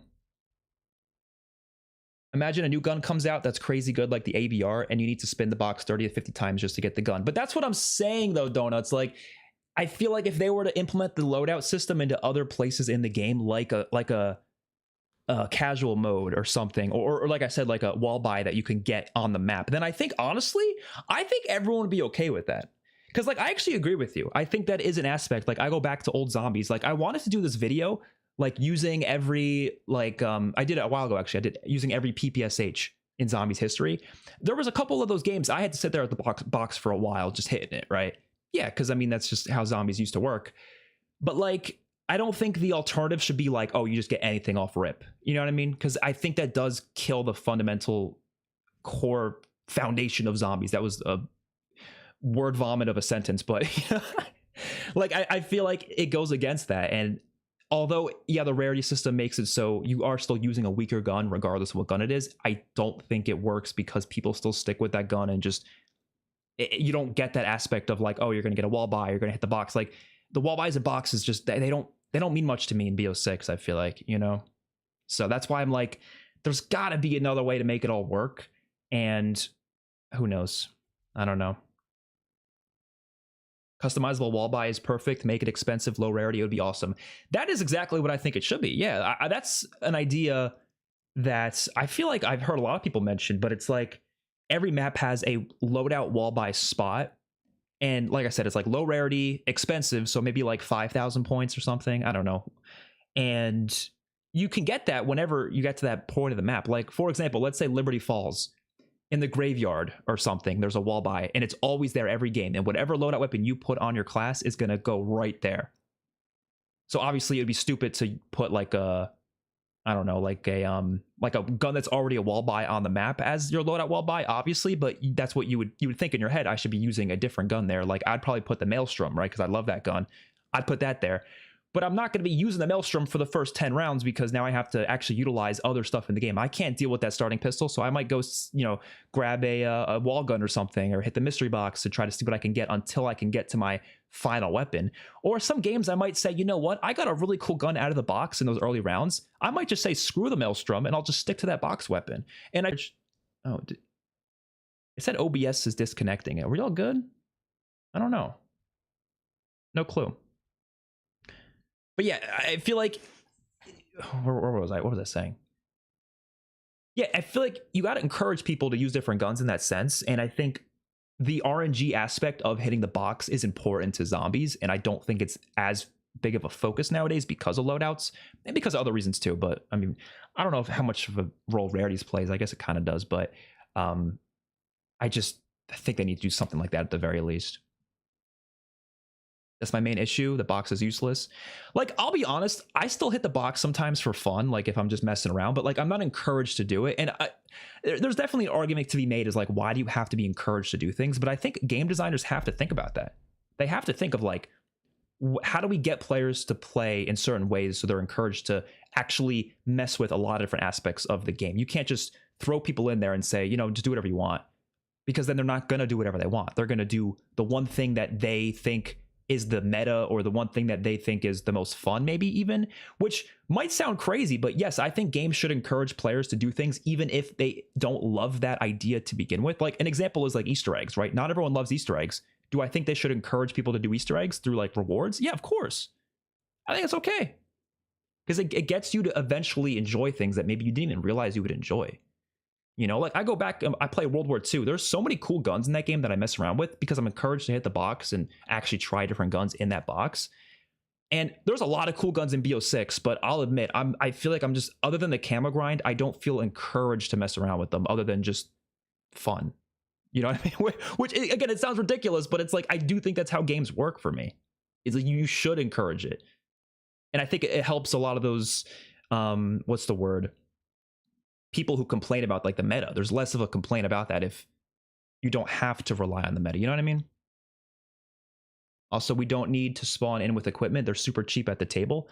Honestly, if it was up to me, the table would be gone completely and it would just be like wall buys. But yeah, I agree with that. You shouldn't spawn in with equipment either. Like maybe grenades you could spawn in with like you could in the past. That's fine. But like you should be able to spawn in with like a Molotov or whatever,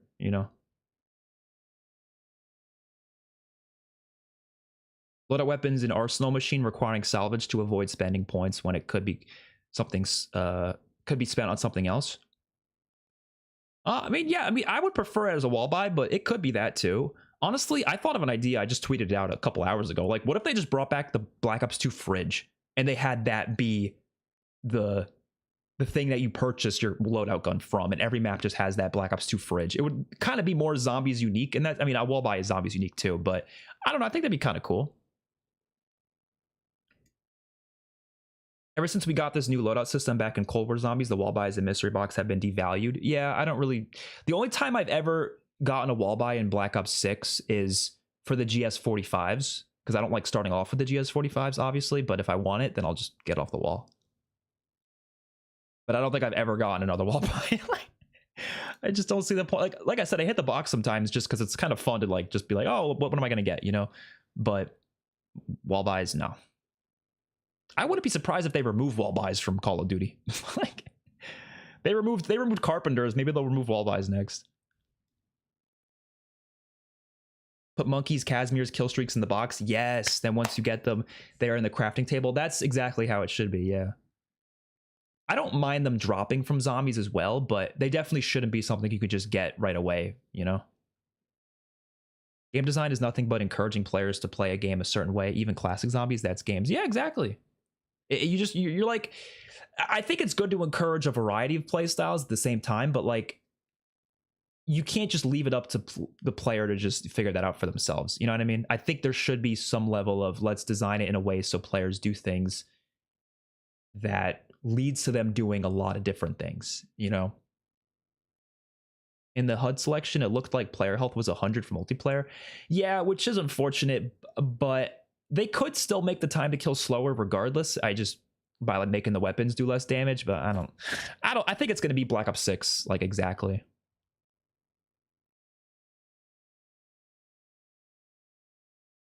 I don't know, man. I'm curious about the HUD in zombies. Is it a unique HUD? I think it has to be, right? The multiplayer HUD they showed does not look like it would fit zombies.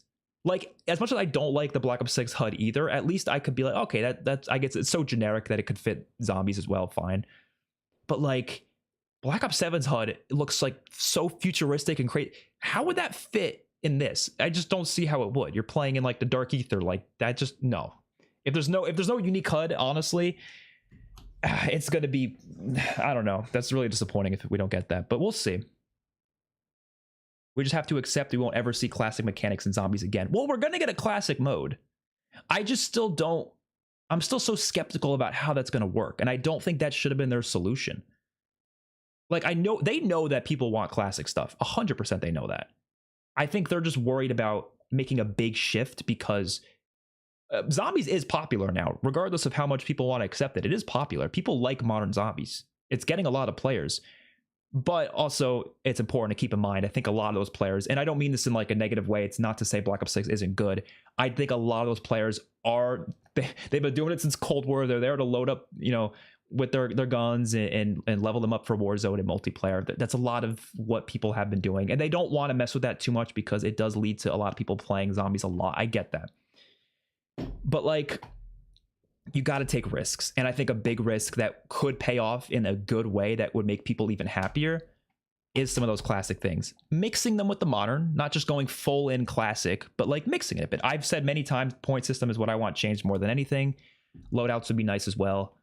I don't need the armor change. Like I don't like armor, but I could deal with that. Like there's things I'm fine with. It's just they gotta do something, because I especially because this is our last zombies probably until 2028.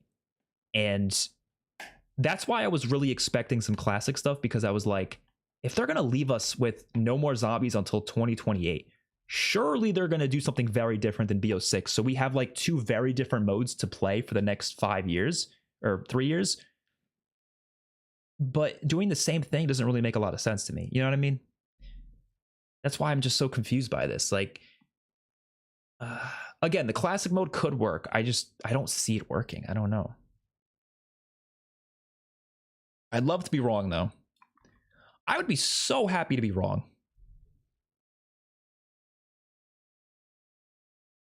Imagine Doppelgast's an abomination at launch. I don't know if we'll see BO6 enemies. I hope we don't, but who knows? The box died in BO3. I actually used the box a lot in BO3, but that is true that it was definitely less useful in BO3 compared to like BO2. But I still used it a lot in BO3, specifically because there was a couple guns that were like really, really good, like the Haymaker, the Draken. Like, especially if I was doing like the Garad Crove Easter egg, I wanted the Draken, so I would always hit the box for that. Obviously, there was stuff like equipment that was unique to it, like the little Arnie's. A couple of the mystery, the Garad Krovian Revelations, the Wonder Weapons were in the box too, so you had to get them from there. So I think there was a decent amount of box usage in BO3. A map like Dreisendrach, maybe not much box usage for sure, because I would just get the KRM on that map, honestly. But it really just depends on the map, which I like that though. I like that some maps it has more use than others. I think it's a nice, differentiation between the maps. Infinite Warfare, I would say I hit the box a lot. World War II, I did. World War II, it depends. The Riberoles is like the best gun in that game, so I would hit it for that. But the starting pistol, the 9mm, and the Mustang and Sally, they're some of the best guns in the game, so you didn't really need to hit the box, but I still did it. BO4, I think people hit the box exclusively for the Helion Salvo. But other than that, yeah, people didn't hit the box too much in BO4. I usually got the Spitfire. Spitfire was my baby. And some of the maps did have Wonder Weapons in them, but they weren't exclusive to them. Like, you could do side Easter eggs, but sometimes the side Easter eggs were really hard, or they took a while. Like, there was, I think was it the Thunder Gun or the Tundra Gun on Toglertoen? It actually took a while to get through the quest. So I would sometimes just hit the box and just hope for the best. So I don't know. I don't entirely agree that the box died in BO3, but it was starting to die at that point, I would say. Like, it wasn't as useful in BO1 and 2. But I think it was in a good way, though, because it made it so the box was still useful, but you didn't need to hit it as often as you did in like BO1. Like, you were sitting at the box all day in Black Ops 1, right? And I think that's why like Black Ops 3 to 4 to me is like the best period of time for zombies. I think it's also for multiplayer the best, but zombies, I think they just nailed so many mechanics and systems. And I think Black Ops 4 hurt a lot of it for me personally. Like, it changed too much. But the maps themselves were still like really good otherwise. Okay, so I have to end the stream soon. I just wanted to look at a couple other things. Like I said, this does kind of upset me, but we'll take what we can get. If the game is still good overall, it's not the end of the world, because there's a lot to it. You know what I mean? Multiplayer HUD looks so clean. Mega Jump was only in the campaign and the endgame mode. I feel like the Mega Jump will probably come to zombies. I hope it's like a map unique thing, but we'll see. They're not tweeting much out right now. Oh, I've been recording this whole time. Holy shit. I was only supposed to record for like the early bits. They'll use the BO6 HUD for zombies. That would be so funny. Like I wouldn't even be upset. I would just laugh. But no, they're not going to do that. That's like, no, that can't happen. No. I thought I saw the MP health was only 100 in the HUD tweet you just looked at. Oh yeah, no, yeah, I saw that. Right here, right? Where was it? Yeah, so I mean, it's kind of hard to see. Oh, you can't even see it at all. What the hell? Down here, yeah, you're right about that, but they could still make the time to kill slower as long as they make the guns do less damage, but I don't think they will. I think it's going to be identical to Black Ops 6's HUD or time to kill, which is unfortunate. The time to kill is okay in Black Ops 6. Don't get me wrong. It's not like an awful time to kill or anything. It's just not like MW3's time to kill was a bit slower. I like that more. I liked Cold War's time to kill, BO4. Like those were really good. But the HUD looks good. This cannot be the zombies HUD. I'm sorry, man. It just can't. You cannot ship out a transit map with this HUD. You can't do it. It's a great HUD, but it does not fit zombies. I don't know. Die Rise was the first map to have no reason to hit the box. That is actually true. I would get the A94 and the Solidifier. That is true. But yeah, I still feel like there was times where I would hit the box though. COD is still tweeting. Yeah, they've been kind of like drip feeding a lot of those tweets. I mean, we already know all of what they're tweeting, right? It's not like any new information. They're just kind of like slowly tweeting out their the stuff they've already talked about. Okay, no, this is confusing me now. Wait, what? So apparently Mr. Waffles said there will be new gameplay systems in Black Ops 7, but perks seem to be staying the same. But didn't Mr. Waffles just say that it's identical? Or I guess he said it plays identically.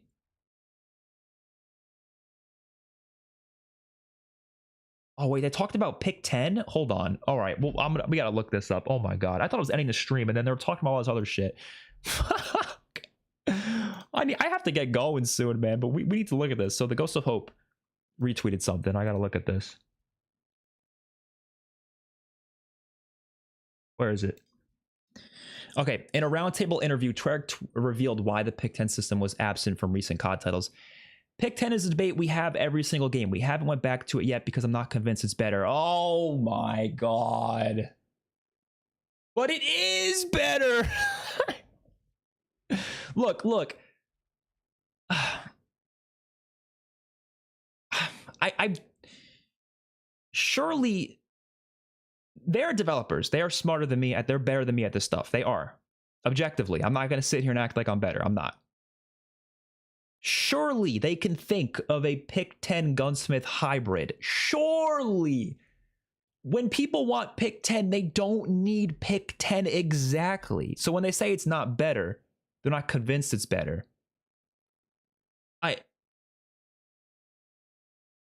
You don't have to do pick 10 though. You can do a hybrid. That's what I don't get. I think the HUD would be fine for zombies if they add some bloodstains or something. I think it needs to be, in my opinion, full overhaul. And I think you need to really change how the HUD looks for zombies. Yeah, you can't, because it's just like, it's so futuristic and like that doesn't really fit what those maps look like, you know? You could do pick 5 and relegate it to perks and wildcards. That would work. Yeah, people have had those ideas, like make it so it's just based around the other parts of the system, or I've even heard people say pick 10, but you get like free attachments or something, like a couple of the attachments are free. I'll share my idea. I already talked about this in my recent video, but I'll share it right now anyways. I personally love my idea. It's not perfect, obviously, but I think it would be amazing. And no, it's not the Battlefield system. People look at this and say, oh, it's the Battlefield. No, it's not. This is not the Battlefield system. It's just called the same thing. I called it the same thing, but it is not the Battlefield system. So I call it pick 100, right? It's literally just like pick 10, but by default, you still get 5 attachments for primary, 5 attachments for secondary. You still get it 3 perks, lethal, tactical, field upgrade, and your dedicated melee weapon. But literally everything has a specific point value to it. Quite literally everything. So actually, I can't do that. I want it all on the screen at the same time. So everything has a point value to it. So the green items are what you get by default. That all adds up to 100. And look, each item I had costing a different amount. So let's say you want an extra attachment. You would have to, it would cost 10 points instead of 5 because it's an extra attachment, right? So if you wanted that, you would now have to get rid of 10 points worth of stuff on the other parts of your class. So if you wanted 6 attachments, you have to either get rid of a perk, get rid of your lethal and tactical, get rid of your field upgrade. You can get rid of your entire secondary with all the attachments. You can get rid of your dedicated melee weapon and a tactical. You can do a lot. There's a lot of, things you can do. The points aren't perfect. I just kind of threw this together in like 10 minutes, but the overall idea of this would allow them to do pick 10 while still allowing Gunsmith to stay the same. You can just get more attachments if you want. Like, Treyarch, I don't understand. Like, surely people would like this. The balance might be a little hard to figure out, but I mean, that's kind of the whole point of figuring that out. I feel like with enough work, you could figure out a balance to this. You know what I mean? Just rework the point values a little bit, just figure out something. I don't think these point values are perfect, but like I said, the general idea. And the reason I like this more than pick 10 even is because I always felt like the one issue with pick 10 is that not every item is created equal, and pick 10 acts like they're all equal. Like pick 10, a perk is the exact same amount as a lethal, right? Those are not equal in my opinion, so they shouldn't cost the same amount. That's why perk here is a 10-point thing. Lethal is 5 points. That's like, to me, that this seems like common sense. I didn't let you get any extra attachments for secondaries because I don't even know if those exist. Like, how many attachments can you actually get on secondaries nowadays, right? I don't know. Does anybody really need 5 attachments by default, to be honest? You can probably change that even. I don't know, whatever. Point being, this would allow Gunsmith to stay the same. So anybody who wants Gunsmith to stay the same, it's still there. It's just now you can mix and match and change the system in any way you want. That's what we need. I don't know, man. That kind of hurts. I'm going to bookmark that for later.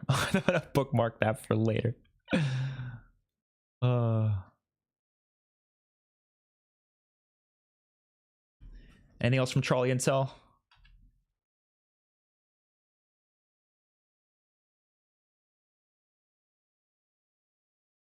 No?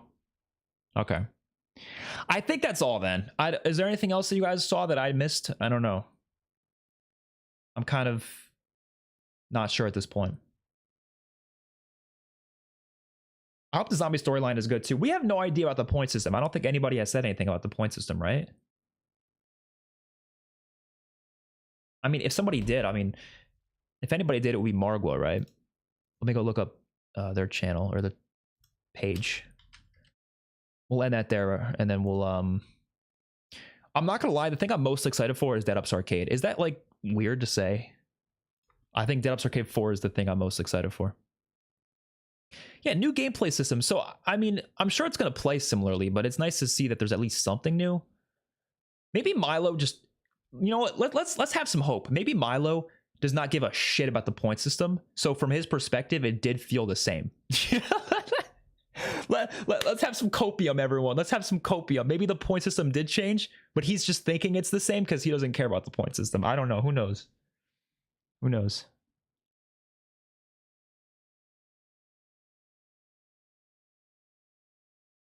This sounds good. Dead Ups Arcade 4 is so large, it can be considered its own game. Dude, I think Dead Ups Arcade 4 is going to be the best part of this game. It might be. Dead Ups Arcade 3 was the best part of Cold War, so I don't know.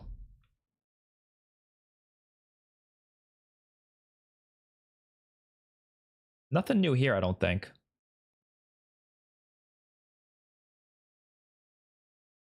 Yeah, honestly, if they were to do anything, like let's say they weren't going to get rid of weapon rarities, I at least want them to do like the Vanguard system, because that wasn't as bad. Like Vanguard kind of removed rarities and made rarities focused on Pack-a-Punch. I like that more. Massive cope. Yeah. I will be as the copium is going to be strong with me for a while. That's totally fine. I don't know, man. I'm really not sure what to think. There's a lot of positives though today. Let's not forget about the positives. It's just Milo definitely soured my taste a little bit with what he said, but that doesn't change the fact that there is a lot of cool stuff here that deserves to be talked about. Like the vehicle upgrade sounds sick. Come on. That sounds amazing. There's going to be intros for every map. Like that all sounds great. We talked about loadouts, rarities, point system a long time ago. Who talked about it?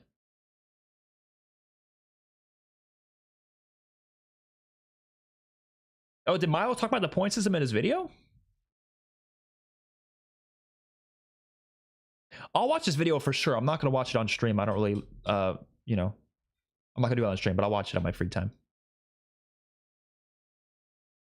Yeah, Vanguard, surprisingly, hot take, had better mechanics than Cold War Zombies. I don't know if it had better mechanics than Black Ops 6, but I think it did have better mechanics. It was the reason I liked it a lot is because the rarity system was, again, connected to Pack-a-Punch. So there was no, you started off with your no Pack-a-Punch gun. It wasn't like a gray rarity or whatever. It was just regular that.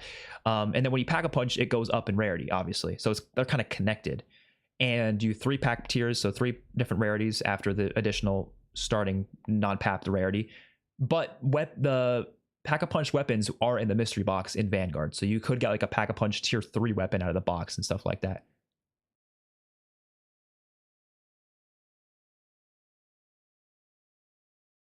Yeah, I don't know. I'm not sure. I was just, you know, hoping for the best with that. But if he knows there's no points, the point system hasn't changed, that is disappointing.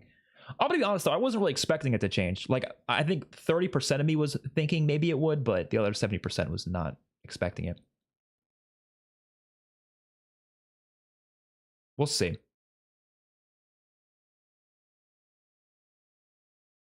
Yeah, that's the thing. Like the maps could still be so much better, and like that could be really cool. But regardless, I'm gonna head out. I need to go, so I'm gonna upload this next video as soon as I can. I'll probably have another video out soon, just going over my honest thoughts and everything. And we talked about a lot of it here, but I like to sit with my thoughts for a bit, you know, like write them out and then talk about it in a video format. It's more helpful than just ranting. I love ranting with you guys, don't get me wrong, but I think I can be more, you know, professional about how I speak about it, you know, if I'm just like putting it in a video form. So that should be fun. And hopefully you guys